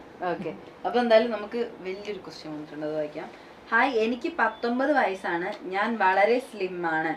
കാണുന്നവരെല്ലാം ആദ്യം തന്നെ ചോദിക്കുന്നുണ്ട് എനിക്ക് വല്ല അസുഖവും ഉണ്ടോ, എന്താ ഇങ്ങനെ സ്കെൽറ്റായി പോകുന്നതെന്നൊക്കെ. എനിക്ക് വിശപ്പായി അറിയുന്നില്ല ഡോക്ടർ. ഒരു ഡേ ഫുൾ ഞാനൊന്നും കഴിക്കാതെ ഇരുന്നാലും എനിക്ക് ഹങ്കർ ആയി തോന്നുന്നില്ല. ഫുഡ് ഇൻടേക്കിൻ്റെ എമൗണ്ട് വളരെ കുറവും ആണ്, ബട്ട് എനിക്ക് ഒരുപാട് കഴിക്കാനും പറ്റുന്നില്ല. ബോഡി ഷേപ്പ് ആവണം, ഓൾവേസ് സ്ലിം ആവണം എന്നൊരു പിടിവാശിയൊന്നും ഇല്ലാത്ത ആളാണ് ഞാൻ. പക്ഷേ ഫുഡ് കഴിക്കാനേ തോന്നുന്നില്ല, വിശപ്പും ഇല്ല. ഒരുപാട് കഴിക്കാൻ നോക്കിയാൽ വൊമിറ്റിംഗ് വരാണ്. ചിലപ്പോ ഒക്കെ ഞാൻ ഭക്ഷണം കഴിക്കാൻ തന്നെ മറന്നു പോകുന്നുണ്ട്. ആൻഡ് ഇതിൻ്റെ ഭാഗമാണോന്ന് അറിയില്ല. എനിക്ക് ഹെവി ഹെയർ ലോസും എല്ലാം ഉണ്ട്. ഒരു ഡേ എനിക്ക് പ്രൊഡക്റ്റീവായി കൊണ്ടുപോകാൻ പറ്റുന്നില്ല. ക്ഷീണമാണ് എപ്പോഴും. ഇതെല്ലാം ഈ ഡിസീസിന്റെ ഭാഗമാണോ? ഫുഡ് കഴിക്കാൻ പറ്റാത്തതാണ് മെയിൻ ഒരു ഇതെന്ന് പറയുന്നത്. മറ്റേ നമ്മൾ ഈ ഈറ്റിംഗ് ഡിസോർഡർ എന്നൊക്കെ പറയില്ലേ, അങ്ങനത്തെ എന്തെങ്കിലും ആണോ മാഡം? എനിക്ക് വ്യക്തമായിട്ട് അത് കുറെ ഉണ്ടായതിനെ കൊണ്ടിട്ട്, അതായത് 19 വയസ്സുള്ള ഒരു കുട്ടിയാണ്. പണ്ട് തൊട്ടേ മെലിഞ്ഞ ഒരു പ്രകൃതമാണ്. അപ്പൊ എല്ലാരും ചോദിക്കും എന്തുകൊണ്ടാണ് മെലിഞ്ഞ ബോഡി ഷേമിങ് ചെയ്യാറുണ്ട്. പക്ഷെ പുള്ളിക്ക് ഇങ്ങനെ ഷേപ്പ് ആവണം, ഭക്ഷണം കഴിക്കുന്നുണ്ടോ മര്യാദക്ക്? ഭക്ഷണം ഒരുപാട് കഴിക്കാൻ പറ്റുന്നില്ല. ഒരുപാട് കഴിക്കുമ്പോ വൊമിറ്റ് ചെയ്യാൻ വരികയാണ്. അപ്പൊ ചില ദിവസങ്ങളിൽ ഭക്ഷണം കഴിക്കാൻ മറന്നു പോകുന്നുണ്ട്. ഭക്ഷണത്തിന്റെ ഇത് നോക്കാം വേണമെങ്കിൽ പറയാം നമുക്ക്. പ്രോട്ടീൻസും ഇതൊക്കെ കറക്റ്റ് ചെല്ലുന്നില്ല എന്നുള്ളത്. എത്രയായാലും നമുക്ക് ആമാശയത്തിന്റെ വലിപ്പത്തിനനുസരിച്ചേ കഴിക്കാൻ പറ്റൂ. മെലിഞ്ഞിരിക്കുന്ന ആൾക്കാരെ കൊണ്ട് കുറെ തീറ്റിച്ച് കഴിഞ്ഞ് കഴിഞ്ഞാൽ വോമിറ്റിംഗ് ടെൻഡൻസി വരും. അപ്പൊ അങ്ങനെ തടിക്കാൻ വേണ്ടി കുറെ വാരി വലിച്ച് കഴിച്ചിട്ട് കാര്യമില്ല. കഴിക്കുന്ന സാധനത്തിന്റെ ക്വാളിറ്റി നന്നാക്കാൻ നോക്കാം. അങ്ങനെ ചെയ്ത് നോക്കാം. പിന്നെ ഡോക്ടേഴ്സിന് ആരെങ്കിലും, മെഡിക്കൽ ഡോക്ടേഴ്സിന് ആരെങ്കിലും കാണിക്കുന്നതായിരിക്കും അതില്. എനിക്ക് തോന്നുന്നു ഇവരത്ര അവരുടെ ബോഡിയിലൊന്നും ഇവരത്ര വലിയ കൺസേൺഡ് അല്ലെന്ന്. പിന്നെ നാട്ടുകാരെയാണ് എനിക്ക് തോന്നുന്നത്. മെന്റലി പുള്ളിക്കാരി ഭയങ്കരമായിട്ട് തളർത്തുന്നു എന്നാണ് മനസ്സിലാക്കുന്നത് നാട്ടുകാർ പറയുമ്പോഴൊക്കെ. അല്ല, ഈ നാട്ടുകാർ വേണ്ടാത്ത സാധനത്തിനെ പറ്റി പറയുമ്പോൾ നമ്മളത് മൈൻഡ് ചെയ്യാണ്ടിരിക്കുക. നമ്മളെന്താന്ന് നമുക്കല്ലേ അറിയൂ. അപ്പൊ ആ ഒരു തരത്തിൽ ചെയ്യുക. ഇനിയിപ്പം സ്വന്തമായി അങ്ങനെ റെഡിയാക്കാൻ പറ്റുന്നില്ലെങ്കിൽ കൗൺസിലിങ്ങിനൊക്കെ പോയിട്ട് പറയുന്ന മനസ്സിലാക്കുന്ന, അപ്പോൾ കുറച്ചുകൂടെ മനസ്സിലാവും. കുറച്ചുകൂടെ കാര്യങ്ങൾ മനസ്സിലാക്കി. എന്താ വെച്ചാൽ ഒരുപാട് ടൈം എടുത്ത് ഓരോ പ്രിൻസിപ്പിൾസും ഓരോ സയൻസും ലോജിക്കൽ റീസണിങ് ഒക്കെ വെച്ചിട്ടല്ലേ സൈക്കോളജിസ്റ്റ് പറഞ്ഞു തരാം. അപ്പോൾ കുറച്ചും കൂടെ നമുക്ക് ശരിയല്ലേ എന്നുള്ള രീതിയിലേക്ക് നമുക്ക് ആക്സെപ്റ്റ് ചെയ്യാൻ ചിലപ്പം പറ്റും. അപ്പോൾ കുറച്ചും കൂടെ അങ്ങനെയായിരിക്കും നന്നാവുക. അപ്പോൾ അങ്ങനെ ചെയ്യാം, മാഡം പറഞ്ഞ പോലെ ചെയ്യാം. വേറൊരു ക്വസ്റ്റ്യനിലോട്ട് പോവാം. മാം, എനിക്ക് നല്ല ദേഷ്യം, ആവശ്യമില്ലാതെ ഓരോ ചിന്തകൾ, രാത്രി കിടന്നുറങ്ങാൻ പറ്റുന്നില്ല, ആകെ ബുദ്ധിമുട്ട്, മനസ്സിനെ കൺട്രോൾ ചെയ്യാൻ കഴിയുന്നില്ല, ആത്മഹത്യ ചെയ്യണമെന്ന് തോന്നുന്നു, വല്ലാത്തൊരു മാനസികാവസ്ഥ, 10 മന്ത് ബേബി ഉണ്ട്, പാൽ കൊടുക്കുന്നുണ്ട്, എല്ലാവരും മെൻസസ് ആവാനായിട്ടായിരിക്കുമെന്ന് പറയുന്നു. എന്താ ഇതൊക്കെ ഓക്കെ ആവാൻ ചെയ്യേണ്ടത്? നല്ല ദേഷ്യമാണ് ഭയങ്കരമായിട്ട്. പിന്നെ ചിന്തകൾ കാരണം രാത്രി ഉറങ്ങാൻ പറ്റുന്നില്ല. പിന്നെ 10 മാസം പ്രായമുള്ള ഒരു കൊച്ചുണ്ട്. ഈ ഡെലിവറിക്ക് ശേഷമാണ് ഇങ്ങനെ ഉണ്ടായതെങ്കിൽ സ്പെസിഫൈ ചെയ്യുന്നില്ല. അങ്ങനെ ഉണ്ടെങ്കിൽ അത് പോസ്റ്റ് പാർട്ടം പോലത്തെ എന്തെങ്കിലും, നമ്മൾ ഹോർമോണൽ ചേഞ്ചസ് ഒക്കെ നമുക്ക് ഉണ്ടാവുമല്ലോ ഡെലിവറിക്ക് ശേഷം. പിന്നെ സാഹചര്യങ്ങൾ ഒരുപാട് മാറിയില്ലേ. മര്യാദക്ക് കിടന്ന് ഉറങ്ങാൻ പോലും പറ്റൂല. ഈ കുട്ടി ഉണ്ടായി കഴിഞ്ഞു കഴിഞ്ഞാല് ഉറക്കം പോവും, നമ്മുടെ കെയർ പോവും. നമ്മളെ കെയർ ചെയ്യൂല. അതുവരെ നമ്മളെ കെയർ ചെയ്യുന്ന ഒരാള് കുട്ടിയായി കഴിഞ്ഞ് കഴിഞ്ഞാൽ നമ്മളെ കെയർ ചെയ്യൂല. ആൾക്കാർ കുട്ടീനെ ആയിരിക്കും കൂടുതൽ കെയർ ചെയ്യുക. അങ്ങനത്തെ ആ ഒരു ട്രാൻസിഷൻ ഒക്കെ വരുമ്പോൾ ചിലപ്പോൾ അത് അംഗീകരിക്കാൻ പറ്റാത്ത പോലത്തെ ഒക്കെ ഒരു സാധനം. കുട്ടീനെ ഓവർ കളിപ്പിക്കുമ്പോൾ എന്നോട് ഒരു വാക്ക് സംസാരിച്ചില്ല, കുട്ടീനെ മാത്രം നോക്കി, ഫോണ് വിളിക്കുമ്പോൾ വീഡിയോ കോൾ ചെയ്യുമ്പോൾ കുട്ടികളെ കാണിച്ചു തരാൻ പറയും, എന്നോട് സംസാരിക്കില്ല. അങ്ങനത്തെ ഒക്കെ കുറെ എന്തെങ്കിലും ഉണ്ടോ എന്നൊക്കെ ഒന്ന് കണ്ടുപിടിച്ചിട്ട് ചെയ്യുന്നതായിരിക്കും. ആളുടെ ലൈഫിൽ ഒരു റോൾ ട്രാൻസിഷൻ വന്നതല്ലേ. ഒരു അതുവരെ ഒരു വൈഫായിട്ടുള്ള ഒരാള്, ഐ മീൻ പെട്ടെന്ന് ഒരു അമ്മ. നമ്മളെപ്പോഴും പറയുന്ന ഒരു കാര്യമാണ്, ഒരു കുട്ടി ജനിക്കുമ്പോൾ ഒരു അമ്മയും ജനിക്കുന്നു എന്നുള്ളൊരു കാര്യം. അപ്പം അതായിരിക്കും. പക്ഷെ പുള്ളി പറയുന്നുണ്ട് മെൻസസ് ആവാനായിട്ടായിരിക്കും എന്ന് ബാക്കിയുള്ളവർ പറയുന്നുണ്ട്. അങ്ങനെയൊക്കെ ഉണ്ടാവാറുണ്ട് ചിലപ്പം. അതായത് പ്രഗ്നൻസി കഴിഞ്ഞു കഴിഞ്ഞാല് കുറെ മാസത്തോളം ഇത് ഉണ്ടാവില്ല, പീരിയഡ്സ് ഉണ്ടാവില്ല. ഓക്കെ, ഡെലിവറി കഴിഞ്ഞു കഴിഞ്ഞാല് ചിലപ്പോൾ 5 മാസം കഴിഞ്ഞ് 10 മാസം കഴിഞ്ഞിട്ടൊക്കെയാണ് പിന്നെയും ഈ പീരിയഡ് സൈക്കിൾ സ്റ്റാർട്ട് ആവുക. അപ്പൊ അതിന്റെ ഹോർമോണൽ ചേഞ്ചസിനെ കൊണ്ടൊക്കെ ചിലപ്പോൾ വരാം. അപ്പൊ വേറൊരു ക്വസ്റ്റ്യനിലോട്ട് പോവാം. ഹായ് മാഡം, എനിക്ക് മാരീഡ് ലൈഫ് വല്ലാത്ത ബുദ്ധിമുട്ട് തോന്നുന്നു. ആക്ച്വലി ഈ മംഗ്ലീഷ് വായിക്കുമ്പോഴാണ് എനിക്ക് ചെറിയൊരു ബുദ്ധിമുട്ട് തോന്നുന്നത്. എല്ലാരും പക്ഷെ അങ്ങനെ അയക്കുള്ളൂ അല്ലേ? ഹായ് മാഡം, എനിക്ക് മാരീഡ് ലൈഫ് വല്ലാതെ ബുദ്ധിമുട്ട് തോന്നുന്നു. ചെറിയ കാര്യങ്ങൾക്ക് പോലും ദേഷ്യം, കുട്ടിയോടും ദേഷ്യം തോന്നുന്നതാണ്, കെയർ ചെയ്യാൻ തോന്നാത്ത വിധം. ഇത് ഏകദേശം അതുപോലെ റിലേറ്റ് ചെയ്തിട്ടുള്ള ഒരു ആയിരിക്കാം. ഇതേപോലത്തെ എന്തെങ്കിലും കുട്ടീനെ നോക്കാൻ പറ്റാത്ത ദേഷ്യം വരുന്നു. ഈ ഒരു ഹോർമോണൽ ചേഞ്ചസിനെ കൊണ്ടിട്ടൊക്കെ വരുന്ന ഒരു സാധനമായിരിക്കാം. ഓക്കെ, അപ്പൊ അത് സിമിലർ ക്വസ്റ്റ്യൻ ആയതുകൊണ്ട് അത് അങ്ങനെ പോയി. വേറൊരു ക്വസ്റ്റ്യനിലോട്ട് പോവാം. ആരും എന്നെ മനസ്സിലാക്കുന്നില്ല. എൻ്റെ ഭർത്താവിൻ്റെ വീട്ടുകാർ എന്നെ എപ്പോഴും കുറ്റം പറയും. എനിക്ക് 19 ഏജ് ആയപ്പോഴാണ് ഞാൻ പ്രഗ്നൻ്റ് ആയത്. അതുകൊണ്ട് തന്നെ എനിക്കിതിനെപ്പറ്റി ഒന്നും അറിയില്ല. ആരും എനിക്കൊന്നും പറഞ്ഞു തന്നിട്ടില്ല. കുഞ്ഞുണ്ടായി കഴിഞ്ഞു എന്ത് ചെയ്യണം എന്നൊന്നും അറിയില്ലായിരുന്നു. എന്നിട്ടും എൻ്റെ ഭർത്താവിൻ്റെ വീട്ടുകാർ എന്നെ എപ്പോഴും കുറ്റപ്പെടുത്തും, എന്നെ മാനസികമായി തളർത്തും. എനിക്ക് താങ്ങാൻ പറ്റുന്നില്ല. എൻ്റെ ഭർത്താവ് പോലും മനസ്സിലാക്കുന്നില്ല. ഞാൻ എന്തു ചെയ്യും? Please reply. കുറച്ചും കൂടെ കൂടുതൽ ഇൻഫർമേഷൻ വേണം. ഹസ്ബൻഡും കൂടെ സെഷനിൽ വരികയാണെങ്കിൽ കുറച്ചും കൂടി നന്നാവും. എന്താണ് ശരിക്കും ഇയാളുടെ പ്രശ്നം എന്നുള്ളത്. 2 പ്രോബ്ലം ആണ് പറയുന്നത്. ഒന്ന് ഭർത്താവിന്റെ വീട്ടുകാരും മനസ്സിലാക്കാത്ത കേസ്. എന്താണ് മനസ്സിലാക്കാത്ത എന്നുള്ളതില്ലല്ലോ. തെറ്റിദ്ധാരണയാണെങ്കിലോ? അല്ല മാഡം, അതായത് 19 വയസ്സായപ്പോൾ ഈ പെൺകുട്ടി പ്രഗ്നന്റ് ആയി. എനിക്ക് തോന്നുന്നു പ്രസവ ശേഷം എന്താണ്, അതായത് ഭർത്താവിന്റെ വീട്ടുകാർ എക്സ്പെക്ട് ചെയ്യുന്നത്, അതായത് ഈ കുട്ടി നല്ലപോലെ ആ കുഞ്ഞിനെ നോക്കണം എന്നാണ് ഇവർ എക്സ്പെക്ട് ചെയ്യുന്നത്. അപ്പൊ ഈ കുട്ടി ചോദിക്കുന്നത്, എനിക്കിത് അറിയാതെ ഞാൻ എങ്ങനെ നോക്കും, എനിക്ക് 19 വയസ്സല്ലേ ഉള്ളൂ, ആരും എന്നെ മനസ്സിലാക്കുന്നില്ല, അതിന് കുറ്റപ്പെടുത്തുകയാണെന്നാണ്. അതായത് ഇപ്പം ഇയാൾക്ക് 19 വയസ്സാണെന്നാണ് ഞാൻ മനസ്സിലാക്കിയിരിക്കുന്നത്. അപ്പൊ 18 വയസ്സിലെ കല്യാണം കഴിഞ്ഞിട്ടുണ്ടാവണം. 19 വയസ്സ് പെട്ടെന്ന് പ്രഗ്നന്റ് ആയിട്ടുണ്ടാവും. ഇപ്പൊ ഡെലിവറി കഴിഞ്ഞതായിരിക്കും. നമ്മള് കൊറേ കാര്യങ്ങൾ ഇങ്ങനെ ഗസ് ചെയ്തെടുത്തിട്ടാണ് പറയണത്. അപ്പൊ നിങ്ങൾ ഡീറ്റെയിൽ ആയിട്ടൊരു ഇത് പറയുകയാണെന്നുണ്ടെങ്കിൽ നമുക്ക് അങ്ങനെയാണെങ്കിൽ മേ ബി ഇതൊരു പോസ്റ്റ്മോർട്ടം ആയിരിക്കാം. ആ ഒരു സമയത്ത് നമുക്ക് എല്ലാം ഭയങ്കര അധികമായിട്ട് കാണും. പക്ഷെ നമ്മൾ വേറെ ആംഗിളിൽ നിന്ന് നോക്കുകയാണെന്നുണ്ടെങ്കിൽ ഈ അതായത് ഭർത്താവിന്റെ വീട്ടുകാരുടെയും കേസ് എടുക്കാം. അപ്പൊ ഇതൊരു 19 വയസ്സ് മാത്രമായ ഒരു കുട്ടിയാണ്, ഇപ്പൊ പുതിയൊരു അമ്മയാണ്. അപ്പൊ അതൊക്കെ എല്ലാരും അങ്ങനെ പരിഗണിക്കേണ്ടതാണ്. പരിഗണിക്കുന്നില്ല. അതെന്തുകൊണ്ട് പരിഗണിക്കുന്നില്ല എന്നുള്ളത് കണ്ടുപിടിക്കണം. അതിന്റെ ഇൻഫർമേഷൻ കിട്ടിയാലല്ലേ ഉള്ളൂ. ചിലപ്പോ ഈ കുട്ടീനെ തോന്നലാണെങ്കിലോ, ഈ ഹോർമോണൽ ചേഞ്ചിനെ കൊണ്ടൊക്കെ വരുന്ന ഒരു തോന്നലാണെങ്കിലോ.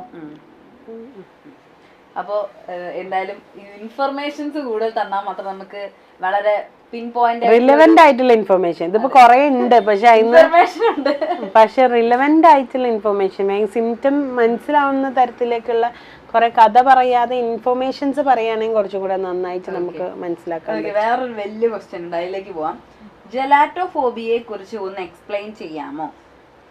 എനിക്കറിയാവുന്ന ആൾക്ക് സോഷ്യൽ ആങ്സൈറ്റി ഉണ്ട്. ആളുകൾ എന്തേലും പറയുന്നതും ചിരിക്കുന്നതും ഇവനെ കുറിച്ചാണ് എന്ന് കരുതി അത് ഓർത്തോർത്ത് കൂടുതൽ വിഷമം സ്വയം അനുഭവിക്കും. ജീവിതത്തിൽ നിന്ന് ഒളിച്ചോടാൻ നിസാര രോഗങ്ങൾ പറഞ്ഞ് ഡോക്ടറിനെ കാണാൻ എന്ന് പറഞ്ഞ് ക്യാഷുമായി ദൂരെ കറങ്ങി നടന്ന് തിന്നും കുടിച്ചും നടക്കും. എന്തേലും ആയുർവേദം നമുക്ക് കുറച്ചായിട്ട് പോകാൻ തോന്നുന്നു. ജെലാറ്റോഫോബിയെ കുറിച്ച് ഒന്ന് എക്സ്പ്ലെയിൻ ചെയ്യാം. അതിനടുത്ത് എന്താ പറഞ്ഞ, എനിക്കറിയാവുന്ന, അതായത് ഈ പുള്ളിക്കാരി അല്ലെങ്കിൽ പുള്ളിക്കാരൻ വേറൊരാളെ പറ്റിയിട്ട് പറയാണ്. അപ്പൊ എനിക്കറിയാവുന്ന ആൾക്ക് സോഷ്യൽ ആങ്സൈറ്റി ഉണ്ട്, അതാണ് പ്രശ്നം. അപ്പൊ ഈ സോഷ്യൽ ആങ്സൈറ്റി ഉണ്ട്. അപ്പൊ എന്താണ്, അപ്പൊ ഈ പുള്ളി വിചാരിക്കുന്നത് ആളുകൾ എന്നെ കണ്ടെന്തെങ്കിലും, ആളുകളൊക്കെ പറയുന്നത് എന്നെ പറ്റിയാണെന്ന് പറഞ്ഞിട്ട് എന്തെങ്കിലുമൊക്കെ കാരണം പറഞ്ഞ് ക്യാഷ് ഒക്കെ മേടിച്ചിട്ട് ദൂരെ സ്ഥലത്തോട്ട് പോകും. അത് ചിലപ്പോൾ ഡെല്യൂഷണൽ ഐഡിയയോ പെർസിക്യൂട്ടറി ഡെല്യൂഷനോ അങ്ങനത്തെ എന്തെങ്കിലും ആവാം. അതായത് എന്നെ പറ്റിയാണ് ഇവർ പറയുന്നത്, എനിക്കെതിരെയാണ് ഇവർ പറയുന്നത്, എല്ലാവരും എനിക്കെതിരെയാണെന്നുള്ള തെറ്റായിട്ടുള്ളൊരു തോന്നല് ചിലപ്പോൾ ഉണ്ടാവാം. അങ്ങനെയുള്ള അങ്ങനെയുള്ള ഒരാളായിരിക്കാം ചിലപ്പം കൂടെ ഉള്ളത്. ഓക്കെ, ഇനി ഇത് കഴിഞ്ഞിട്ടില്ല, ഇത് കഥ ഇനിയുണ്ട്. ഇവനെ കുറിച്ചാണെന്ന് ഓർത്ത് കൂടുതൽ വിഷമം സ്വയം അനുഭവിക്കും. അപ്പൊ ജീവിതത്തിൽ നിന്ന് ഒളിച്ചോടാൻ വേണ്ടിട്ട്, അതായത് ഇവരുടെയൊക്കെ ഇതാക്കാൻ വേണ്ടിട്ട് നിസാര രോഗങ്ങൾ പറഞ്ഞ് ഡോക്ടറിനെ കാണാൻ എന്ന് പറഞ്ഞ് ക്യാഷുമായി ദൂരെ കറങ്ങി നടന്ന് ഇങ്ങനെയുള്ള ആൾക്കാരിൽ നിന്ന് ഒളിച്ചോടാൻ വേണ്ടി അതെ തിന്നും കുടിച്ചും നടക്കും. എന്തേലും ആയുർവേദ മരുന്ന് വാങ്ങും. സ്വന്തം ഏരിയ വിട്ട് കഴിഞ്ഞാൽ ഈ പ്രശ്നം ഇല്ലല്ലോ. കൂടുതലും അപരിചിതരാണ് അന്യദേശങ്ങളിൽ എന്നതുകൊണ്ട് സ്വന്തം നാട്ടിൽ ആളുകളുടെ മുന്നിൽ നടക്കുമ്പോഴുള്ള പ്രശ്നങ്ങൾ വളരെ കുറവാണ്. Very complicated. അല്ല, എനിക്ക് തോന്നുന്നത് ഈ ഒരു ആളുടെ കൂടെ ജീവിച്ചിട്ടുള്ള ഒരു കെയർ ടേക്കർ ബേർഡൻ പോലത്തെ ഒരു സാധനമാണെന്ന് തോന്നുന്നു. ഇങ്ങനെയുള്ള ഒരാളിൽ കാട്ടിക്കൂട്ടുന്ന പല സാധനങ്ങളും ഇങ്ങനെയുള്ള ഒരു ആൾക്കാർ ചിലപ്പോൾ ഇതേപോലെയൊക്കെ ചെയ്യാം. നാട് വിട്ട് പോകാം, ആൾക്കാരെ കാണാണ്ടിരിക്കുക, രാത്രി മാത്രം പുറത്തിറങ്ങാം, അങ്ങനത്തെ ഒക്കെ കുറെ കാര്യങ്ങൾ ചെയ്യാം. അപ്പൊ അങ്ങനെയുള്ള ഒരാളുടെ കൂടെ ജീവിച്ച് മടുത്ത പോലത്തെ നാട്ടിൽ ഇരുട്ടിന്റെ മറവിൽ ഇറങ്ങി നടക്കുന്നതാണ്. അപ്പം അങ്ങനെ പേടിച്ച് നടക്കുന്ന ഒരു സാധനം ഉണ്ടെങ്കിൽ അത് നിർത്തണം. അപ്പൊ അത് ആ ഒരു തോട്ട്സ് കുറയ്ക്കാൻ വേണ്ടിയിട്ടുള്ള സൈക്കോതെറാപ്പീസ് എന്താന്ന് വെച്ചാല് ചെയ്തു കഴിഞ്ഞാലാണ് അത് കുറയുക കേട്ടോ. അതിൽ കൂടുതൽ നമുക്ക് മുന്നിലൂടെ നടക്കാൻ മടി കാരണം വാഹനം വിളിച്ചു പോകും. ഇതൊക്കെ കാരണം ജോലിക്ക് പോകാനൊന്നും പറ്റില്ല. ജോലി ചെയ്യുന്നിടത്ത് ആളുകളുമായി സമ്പർക്കം ഒഴിവാക്കാൻ വല്ല റൂം ക്ലീനിങ് പോലുള്ള ജോലിയെ ചെയ്യൂ. ജോലിക്ക് പോയാലും ഇതൊക്കെയാണ് ക്യാരക്ടർ. അത് ആൾക്കാർ നമ്മളെ ജഡ്ജ് ചെയ്യുന്നുണ്ടോ എന്നുള്ള ചിന്തനെ കൊണ്ടിട്ടൊക്കെ ആയിരിക്കും. മാഡം, അപ്പൊ ഇവർ ഫസ്റ്റ് തന്നെ ചോദിച്ചിരിക്കുന്നത് ജെലാറ്റോഫോബിയെ കുറിച്ച് ഒന്ന് എക്സ്പ്ലെയിൻ ചെയ്യാമോ? അല്ല, അതാണ് അവര് എക്സ്പ്ലെയിൻ ചെയ്തിരിക്കുന്ന സിംറ്റംസ്. ജെലാറ്റോഫോബിയ ഉള്ള ആൾക്കാണ് ഇതേപോലെയൊക്കെ ചെയ്യുക. ഇങ്ങനെയൊക്കെ ചെയ്യുന്ന ആളുടെ ഒരു അസുഖത്തിന്റെ പേരാണ് അവർ ആദ്യമേ അത് പറഞ്ഞിട്ടാണ് അതിന് എക്സ്പ്ലനേഷൻ പറഞ്ഞിട്ടുള്ളത്. അപ്പൊ അവര് ഡിസോർഡർ കണ്ടുപിടിച്ചിട്ടുണ്ട്. അതിനുള്ള ചികിത്സയ്ക്ക് വേഗം കൂടെ പോകുക എന്നുള്ളൊരു സാധനം മാത്രമേ ചെയ്യാൻ ബാക്കിയുള്ളൂ. അപ്പോൾ നമുക്ക് എന്തായാലും വേറൊരു ക്വസ്റ്റ്യനിലോട്ട് പോവാം. എനിക്ക് 35 വയസ്സായി, എന്നിട്ടും ഒരു മുതിർന്ന വ്യക്തിയെ പോലെ ആളുകളോട് സംസാരിക്കാൻ, ബിഹേവ് ചെയ്യാൻ ആവുന്നില്ല. ഇപ്പോഴും ടീനേജുകാരനെ പോലെ വ്യക്തിത്വം ഉണ്ടാക്കി എടുക്കാൻ ശ്രമിക്കുന്ന പോലെ തന്നെ. ബാക്കി എല്ലാ കാര്യങ്ങളും അനുകൂലമാണ്. കല്യാണം കഴിക്കാനൊക്കെ കോൺഫിഡൻസ് ഇല്ല. ഇത് എന്തുകൊണ്ടാണ്? അല്ലാതെ എന്തുകൊണ്ടാണെന്ന് നമുക്ക് അത് അറിയണമെങ്കിൽ ഒരുപാട് ഇൻഫോർമേഷൻസ് വേണം. അങ്ങനെ നമുക്ക് ഇരിക്കാൻ പറ്റില്ലല്ലോ. നമ്മൾ പ്രായത്തിനനുസരിച്ച് നമുക്ക് പക്വതയും നമ്മുടെ ജീവിതത്തിൽ ഓരോ മൈൽ സ്റ്റോൺസുകളാകുമ്പോൾ നമ്മൾ അതിലേക്ക് അച്ചീവ് ആയി പോണ്ടേ. അതല്ലേ ഒരു ലൈഫ് എക്സ്പീരിയൻസ്. ഇപ്പൊ എൻ്റെ അടുത്ത് പല ആൾക്കാരും ചോദിച്ചു, മാഡം ഒരു കുഞ്ഞ് വേണം എന്നൊക്കെ പറയുന്നത് എന്താണ്? ഞാൻ പലരോടും ചോദിച്ചപ്പോൾ അവർ പറഞ്ഞത് വയസ്സാങ്കാലത്ത് നോക്കാൻ, അങ്ങനത്തെ കുറെ ക്ലീശേ സാധനങ്ങളൊക്കെയാണ് പറയുന്നത്. ശരിക്കും എന്തിനാണ് ഒരു കുഞ്ഞെന്ന്? അപ്പം ഞാൻ അവരോട് പറഞ്ഞൊരു ഉത്തരം എന്താ വെച്ചാൽ, ഒരു പെണ്ണായിട്ട് ഏതായാലും ജനിച്ചു, അപ്പോൾ കുറേ സാധനങ്ങളുണ്ട്. ഇപ്പോൾ നമ്മളൊരു ടൂറും അഡ്വഞ്ചറൊക്കെ ചെയ്യുന്നത് പോലെ ഈ പ്രഗ്നൻസി എന്ന് പറയുന്ന ഒരു അഡ്വഞ്ചറസ് ടൂറ് പോലെ ഒരു സാധനമാണ്. ഒരു എക്സ്പീരിയൻസ് ചെയ്യാൻ ഒരു അവസരമുള്ള ഒരു സാധനമാണ്. അപ്പോൾ നമ്മൾ ഈ ലൈഫിൽ അങ്ങനെ ഒരു അവസരം കിട്ടിയിട്ട് അത് അനുഭവിച്ച് നോക്കുക, അതെന്താ എക്സ്പീരിയൻസ് ചെയ്ത് നോക്കുക. ആ കുഞ്ഞാവുമ്പോൾ എന്താണ് ഫീലിങ്, എല്ലാവരുടെയും സ്വഭാവം മാറും നമ്മളോട്, നമ്മൾ ആൾക്കാർ പരിചരിച്ചു തുടങ്ങും. ബസ് വരെ കയറിയാൽ നമുക്ക് സീറ്റ് എണീച്ച് തരും. അതൊക്കെ നമുക്ക് ഫീൽ ചെയ്യാൻ, ഇങ്ങനെയൊക്കെയാണല്ലേ പ്രഗ്നൻ്റ് ആയ കുട്ടിയായാൽ എങ്ങനെയാണ് ഫീലിംഗ്, എങ്ങനെയാണ് ഹോസ്പിറ്റലിൽ, എങ്ങനെയാണ് ലേബർ റൂമിൻ്റെ ഉള്ളിൽ എന്തൊക്കെയാണ് കഥ, അതൊക്കെ അറിയാൻ ഭയങ്കര ക്യൂരിയോസിറ്റി ഉണ്ടാവില്ലേ നമുക്ക്. അപ്പോൾ അങ്ങനെ ഒരു എക്സ്പീരിയൻസ് ചെയ്യാനുള്ളൊരു അവസരം ലൈഫിൽ കിട്ടുമ്പോൾ അതൊരു ഒരു ടൂറൊക്കെ പോലത്തെ ഒരു സാധനമായി അതിനെ കണ്ടുകൊണ്ട് റിച്ച് ഓഫ് എക്സ്പീരിയൻസ് നേടി അതിനെ നമ്മൾ അനുഭവിച്ചൊന്ന് നോക്കുക എന്നുള്ളതാണ് അതിൻ്റെ ഒരു ഇത്. നമ്മളിപ്പോൾ വയസ്സാങ്കാലത്ത് ഇപ്പോൾ കുട്ടികളെ കിട്ടുന്നൊന്നും ഒരു ഉറപ്പൊന്നും ഇല്ലാത്തതിനെ കൊണ്ട് അതിനു വേണ്ടിയാണ് പ്രഗ്നൻ്റ് ആവേണ്ടത്. നമുക്ക് ഈ കാലത്തിൽ എന്തായാലും പറഞ്ഞു കൊടുക്കാനായിട്ട് പറ്റില്ല. അല്ല മാഡം, നമ്മുടെ ക്വസ്റ്റ്യൻ എന്ന് പറയുന്നത് ഇയാൾക്ക് എപ്പോഴും ടീനേജിൽ തന്നെ ഇരിക്കാൻ അതാ ഞാൻ പറഞ്ഞു, ഓരോ മൈൽ സ്റ്റോണിനനുസരിച്ച് നമ്മൾ മാറണ്ടേന്ന്. അപ്പൊ ഇതേപോലത്തെ ഓരോ ജീവിതത്തിൽ സമയം എത്തുമ്പോൾ ഓരോ മൈൽ സ്റ്റോൺസിലേക്ക് നമ്മളിങ്ങനെ മാറി മാറി മാറി മാറി പോകണം. അപ്പൊ അതൊക്കെ അനുഭവിക്കുക, അതൊക്കെ നമ്മൾ സീക്ക് ചെയ്യുക, അതൊക്കെ നമ്മൾ അനുഭവിക്കാനായിട്ട് ശ്രമിക്കുക. വേണമെങ്കിൽ നമുക്കൊരു IQ ടെസ്റ്റ് ഒക്കെ ചെയ്ത് നോക്കാമെന്ന് തോന്നുന്നു. ഏതെങ്കിലും ഏരിയയിലൊക്കെ ഇനി എന്തെങ്കിലും സ്കില്ല് കുറവുണ്ടോ അങ്ങനെയൊക്കെ ഒന്ന് അറിയാൻ വേണ്ടിയിട്ട് മാത്രം. ന്യൂറോ ബാറ്ററീസ് കോൺഫിഡൻസും ഇല്ലാന്ന് പറയുന്നുണ്ട്. കോൺഫിഡൻസ് കുറവ് എന്തിനെ കൊണ്ടാണ്, അതെന്തിനെ കൊണ്ടാണെന്ന് അറിയില്ലല്ലോ. ഇയാൾ കണ്ട കാഴ്ചയാണ് അയാളുടെ കാഴ്ച. അയാൾ ലൈഫിൽ എന്താ കണ്ട, അയാളുടെ പാരൻസിന്റെ മാരേജ് എങ്ങനെയായിരുന്നു, അയാൾ കണ്ട ആൻറ്റി അങ്കിൾമാരെ മാരേജസ് എങ്ങനെയായിരുന്നു, ബ്രോക്കൺ ആയിരുന്നു, അയാൾ എന്തിനെയാണ് പേടിക്കുന്നത് എന്നൊക്കെ ഉള്ളത് പല സോക്രറ്റിക് ക്വസ്റ്റ്യനിങ് എന്നൊക്കെ പറയുന്ന പോലത്തെ പല ടെക്നിക്കുകൾ യൂസ് ചെയ്ത് ക്വസ്റ്റ്യൻ ചോദിച്ച് മനസ്സിലാക്കി എടുക്കണം. എന്നിട്ടേ നമുക്ക് ഇതിന് സൊല്യൂഷൻ കിട്ടുള്ളൂ. ഓക്കെ. അപ്പോൾ എന്തായാലും എന്താ പറയുക, മാം പറഞ്ഞതുപോലെ തന്നെ ഇത് മേ ബി ചിലപ്പോൾ IQ ടെസ്റ്റ് ചെയ്യാം. അങ്ങനെ പല ടെക്നിക്കുകളും കാര്യങ്ങളൊക്കെ ഉണ്ട്. അതിനനുസരിച്ച് ചെയ്ത് കഴിഞ്ഞു കഴിഞ്ഞാൽ എന്തുകൊണ്ടാണ് ഇങ്ങനത്തെ ഒരു തോട്ട് IQ ടെസ്റ്റ് ചെയ്യാന്ന് പറയുമ്പോൾ ബുദ്ധിയിൽ എന്തെങ്കിലും കുറവുണ്ടായിട്ടാണോ എന്നല്ല കേട്ടോ അർത്ഥം. IQ ടെസ്റ്റ് ചെയ്ത് കഴിഞ്ഞു കഴിഞ്ഞാൽ അതിൽ പ്രോബ്ലം സോൾവിങ് എബിലിറ്റി എത്ര ഉണ്ട്, ഡിസിഷൻ മേക്കിംഗ് എബിലിറ്റി എത്ര ഉണ്ട്, അങ്ങനെ എല്ലാ ബുദ്ധിയുടെ ഏരിയാസിന് എത്ര പ്രായപക്വത ഉണ്ടെന്ന് മനസ്സിലാക്കാൻ പറ്റും. അപ്പം അതിൻ്റെ വല്ല കുറവും കൊണ്ടാണോ ഏതെങ്കിലും ഏരിയാസിൽ സ്കില്ല് ഡെഫിസിറ്റ് കൊണ്ടാണോ എന്ന് അറിയാൻ വേണ്ടിയിട്ടാണ് ഈ ന്യൂറോ ബാറ്ററീസും IQ ടെസ്റ്റും ഒക്കെ ചെയ്യാൻ പറയുന്നത്. ഓക്കെ, അപ്പോൾ എന്തായാലും നമുക്ക് വേറെ ക്വസ്റ്റ്യനിലോട്ട് പോവാം. മാഡം, എൻ്റെ അമ്മയ്ക്ക് സംശയ രോഗമാണ്, 62 വയസ്സുണ്ട്. തന്നെ വർത്തമാനം പറയും. കുറച്ച് ബന്ധുക്കൾ ശത്രുവായിട്ടാണ് കാണുന്നത്. അവർ എപ്പോഴും അമ്മയുടെ കുറ്റം പറയുന്നു എന്നാണ് പറയുന്നത്. വർഷങ്ങളായി വീട്ടിൽ എപ്പോഴും അച്ഛനോട് വഴക്കാണ്. വീട്ടിലുള്ള ഉപ്പ് തൊട്ട് കർപ്പൂരം വരെ അച്ഛൻ സഹോദരങ്ങൾക്ക് കൊടുത്തു എന്ന് പറഞ്ഞാണ് വഴക്ക്. ഇപ്പോൾ ഓർമ്മക്കുറവുമുണ്ട്. പഴയ കാര്യങ്ങൾ മാത്രം ഓർക്കും. ഹോസ്പിറ്റലിൽ വരത്തില്ല. ചില സമയത്ത് ഞങ്ങൾക്കും കൺട്രോൾ ചെയ്യാൻ പറ്റില്ല. അറിയാതെ നമ്മളും റിയാക്ട് ചെയ്തു പോകും. വീട്ടിലെ എല്ലാ ജോലിയും ചെയ്യും. നൈബേഴ്സിനെയും അച്ഛൻ്റെ റിലേറ്റീവ്സിനെയും എല്ലാം പിണക്കി വെച്ചിരിക്കുകയാണ്. ഏറ്റവും കൂടുതൽ ആരെ ഇഷ്ടപ്പെടുന്നോ അവരോടാണ് ഇപ്പോൾ ഏറ്റവും വെറുപ്പ്. ഒരു പാരനോയിഡ് സ്കിസോഫ്രീനിയുടെ ഒക്കെ സിംറ്റംസ് ഇങ്ങനെ കാണുന്നുണ്ട്. എല്ലാവരെയും സംശയം, എല്ലാവരും എനിക്കെതിരാണ്, അപ്പോൾ ഹസ്ബൻഡിന് സംശയമുണ്ട്, അതുപോലെ അയൽവാസികൾ റിലേറ്റീവ്സ് ഒക്കെ ഇവർക്കെതിരെ എന്തൊക്കെയോ ചെയ്യുന്നുണ്ട് എന്നൊക്കെ ഉള്ള ഒരു പാരനോയിഡ് എന്ന് പറയുമ്പോൾ ഒരു മെയിനായിട്ട് ഇവരിൽ കാണുന്നത് എല്ലാത്തിനോടും ഒരു സംശയമുണ്ട്. അപ്പം ആ ഒരു ലൈനിലാണ് എനിക്ക് തോന്നുന്നത്. പിന്നെ ഏജ് എത്രയാണ്? 62. ചിലപ്പോൾ അൾഷിമേഴ്സ് ഒക്കെ വരുന്ന ഒരു സന്ദർഭത്തിൽ ഇതേപോലത്തെ പല സിംറ്റംസും ചിലപ്പം കാണിച്ചേക്കാം. ചിലപ്പോൾ അതിൻ്റെ ഭാഗമാണോ നോക്കാൻ വേണ്ടിയിട്ടൊന്ന് മെമ്മറി ടെസ്റ്റോ അങ്ങനത്തെയൊക്കെ എന്തെങ്കിലും സാധനങ്ങൾ ഒരു ന്യൂറോ ബാറ്ററി ചെയ്ത് നോക്കിക്കഴിഞ്ഞാൽ റെഡിയാവും. ഓക്കെ, വേറൊരു ക്വസ്റ്റ്യനിലോട്ട് പോവാം. എൻ്റെ ഹസ്ബൻഡ് എന്നെ സെക്സ് ചെയ്യാൻ താല്പര്യമില്ലാത്ത സമയത്ത് ഫോഴ്സ് ചെയ്യുന്നു. എനിക്ക് പേടിയാണ്. ഇത് ഹസ്ബൻഡിന്റെ പ്രശ്നമാണോ എൻ്റെ പ്രശ്നമാണോ എന്ന് മനസ്സിലാവുന്നില്ല. എന്താണ് ചെയ്യേണ്ടത്? ഇപ്പം നമ്മൾ ഒരാളുമായിട്ട് സെക്സ് ചെയ്യാന്ന് പറയുന്നത് മ്യൂച്വൽ കൺസെൻറ്റോട് കൂടിയായിട്ടാണ് ചെയ്യാൻ പാടുള്ളൂ.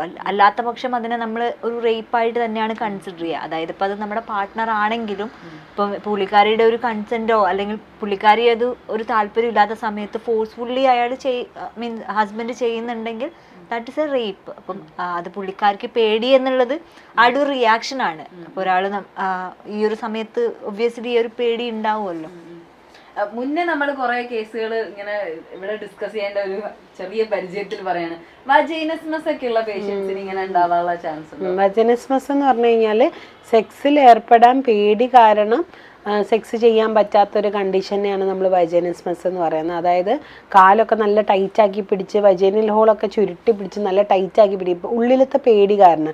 ഇതെങ്ങനെ വരുന്നതെന്ന് വെച്ച് കഴിഞ്ഞാൽ ഇവർ ചെറുപ്പത്തിലോ എപ്പോഴെങ്കിലും ആദ്യമായിട്ട് ഈ സെക്സിനെ പറ്റി അതായത് പിന്നൈൽ ഇൻട്രക്കോഴ്സിനെ പറ്റി കേൾക്കുന്ന സമയത്ത് ഈ പെനിസ് ഇങ്ങനെ വജൈനയിലേക്ക് ഇൻസേർട്ട് ചെയ്യും എന്നുള്ള വിവരം കേൾക്കുമ്പോൾ ഇവർ പേടിച്ച് പോവേ അല്ലെങ്കിൽ വേദനയാവുമെന്ന് പറയുമ്പോഴോ. ഇപ്പം ഞാൻ അധികം പിള്ളേരോടും പറയുന്ന ഒരു സാധനമാണ്, എങ്ങനെ ഉണ്ടായിരുന്നു ഫസ്റ്റ് സെക്സ് ചെയ്തപ്പോൾ എന്ന് പറഞ്ഞപ്പോൾ നല്ല രസമായിരുന്നു എന്ന് ആരും പറയില്ല.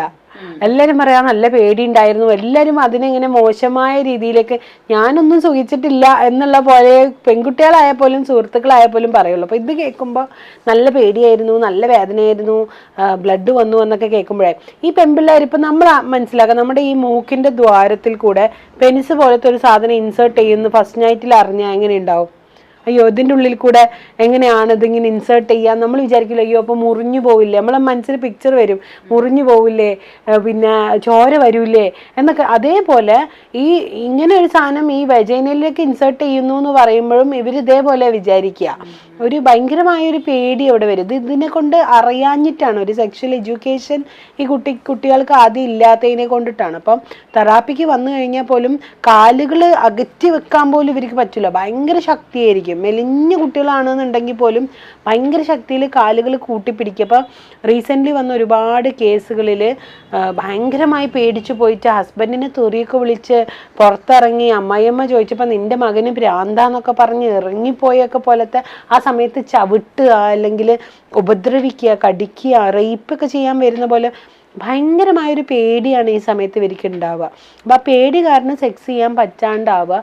എത്രയോ വർഷങ്ങളോളം സെക്സ് ചെയ്യാൻ പറ്റാണ്ട് ഞാൻ 25 ഇയേഴ്സ് ആയ കപ്പിളിനെ വരെ കണ്ടിട്ടുണ്ട് കല്യാണം കഴിഞ്ഞിട്ട് സെക്സ് ചെയ്യാതെ ആരോടും പറയാതെ ഇതെന്താണെന്ന് അറിയാതെ കൊണ്ട് നടന്നിട്ട് പിന്നീട് എന്തോ ഒരു അവസരത്തിൽ ഇത് ഇങ്ങനൊരു അസുഖത്തിനെ പറ്റിയിട്ട് ഇവർ ഗൂഗിൾ ചെയ്ത് നോക്കിയപ്പം ഫിയർ ഫോർ ഇൻ്റർകോഴ്സ് എന്നൊക്കെ അടിച്ച് നോക്കിയപ്പോൾ വജനിസ്മസ് എന്ന ഡീറ്റെയിൽസ് ഒക്കെ വന്ന് അങ്ങനെ ക്ലിനിക്കൊക്കെ നോക്കി കണ്ടുപിടിച്ച് വരുന്ന ഒരുപാട് ആൾക്കാരുണ്ട്. അപ്പം ഇതൊരു വല്ലാത്തൊരു കണ്ടീഷനാണ്. ഇത് ചില ആൾക്കാർക്ക് അത് കേട്ട് കഴിഞ്ഞ് കഴിഞ്ഞാൽ ഇങ്ങനത്തെയൊക്കെ സുഖമുണ്ടോ, ആ പേടിയൊക്കെ ഇപ്പം എല്ലാവർക്കും ഉണ്ടാവില്ലേ എന്നൊക്കെ പറയും. ഇത് അങ്ങനത്തെ ഒരു പേടിയല്ല, ഇത് ഭയങ്കരമായിട്ടുള്ളൊരു പേടിയാണ്. തീരെ നമുക്കൊരിക്കലും കൺട്രോൾ ചെയ്യാൻ പറ്റാത്തൊരു തരം നമ്മളെ ഒരു 10ാം നിലയിൽ നിന്ന് താഴേക്കിടാൻ നോക്കുന്നതിനേക്കാളിലും ആ ഒരു സമയത്ത് നമ്മൾ പോയിന്റിൽ നിൽക്കുന്നതിനേക്കാളും കൂടുതൽ പേടിയാണ്. പലരും കരയൊക്കെ ചെയ്യും. നമ്മുടെ ക്യാബിനിലേക്ക് വരാൻ പോലും പേടിയാണ്. ചില വജനസ്മസ് പേഷ്യൻസ് വന്നു കഴിഞ്ഞാൽ നമ്മളൊന്നും ചെയ്യൂല പേടിക്കണ്ട എന്നൊക്കെ പറഞ്ഞിരുത്തി അതേപോലെ അസുഖം ഉണ്ടായിട്ടുള്ള ആരെങ്കിലുമൊക്കെ പരിചയപ്പെടുത്തി മാറിയ ഏതെങ്കിലും കേസുള്ള ആൾക്കാരെയൊക്കെ വിളിച്ച് പരിചയപ്പെടുത്തി ഇങ്ങനെയൊക്കെയാണ് തെറാപ്പി ചെയ്യുക എന്നൊക്കെ പറഞ്ഞ് ഈ പേടി മാറ്റിയും കാലിൻ്റെയും ഊരഭാഗത്തിൻ്റെയും ടൈറ്റ്നെസ് കുറയ്ക്കാൻ വേണ്ടിയിട്ടുള്ള തെറാപ്പികൾ ചെയ്യുക വജനസ്മസിൽ. അപ്പൊ കാലങ്ങളായിട്ട് മാഡം പറഞ്ഞ പോലെ 25 വർഷമൊക്കെ ആയിട്ട് വജനസ്മസ് ആയിട്ടുള്ള പേഷ്യൻസ് ഒക്കെ ഇവിടെ വന്ന് ട്രീറ്റ് ചെയ്തു എന്നാണ് പറയുന്നത്. അപ്പൊ ഇങ്ങനെയൊക്കെ സ്ട്രഗിൾ ചെയ്യുന്ന ആരെങ്കിലും ഒക്കെ ഉണ്ടെങ്കിൽ അതിനാണ് ഇവരെ പോലെയുള്ള സൈക്കോളജിസ്റ്റുകളൊക്കെ നമ്മുടെ ഹെൽപ്പിനായിട്ട് ഇവിടെ ഉള്ളതും നമ്മൾ ഈ പ്രോബ്ലം സോൾവ് പോലുള്ള നിങ്ങളുടെ പ്രോബ്ലംസ് സോൾവ് ചെയ്യാനുള്ള പരിപാടികളൊക്കെ ഇവിടെ നടക്കുന്നതും. അപ്പൊ എല്ലാവരും ഹാപ്പി ആയിട്ട് മെന്റലി പീസ്ഫുൾ ആയിട്ട് അടിപൊളിയായിട്ട് ഇരിക്കുക. വേറൊരു അടിപൊളി എപ്പിസോഡായിട്ട് വീണ്ടും കാണാം. ദിസ് ഇസ് അൽഡ signing off. Take care. Bye by.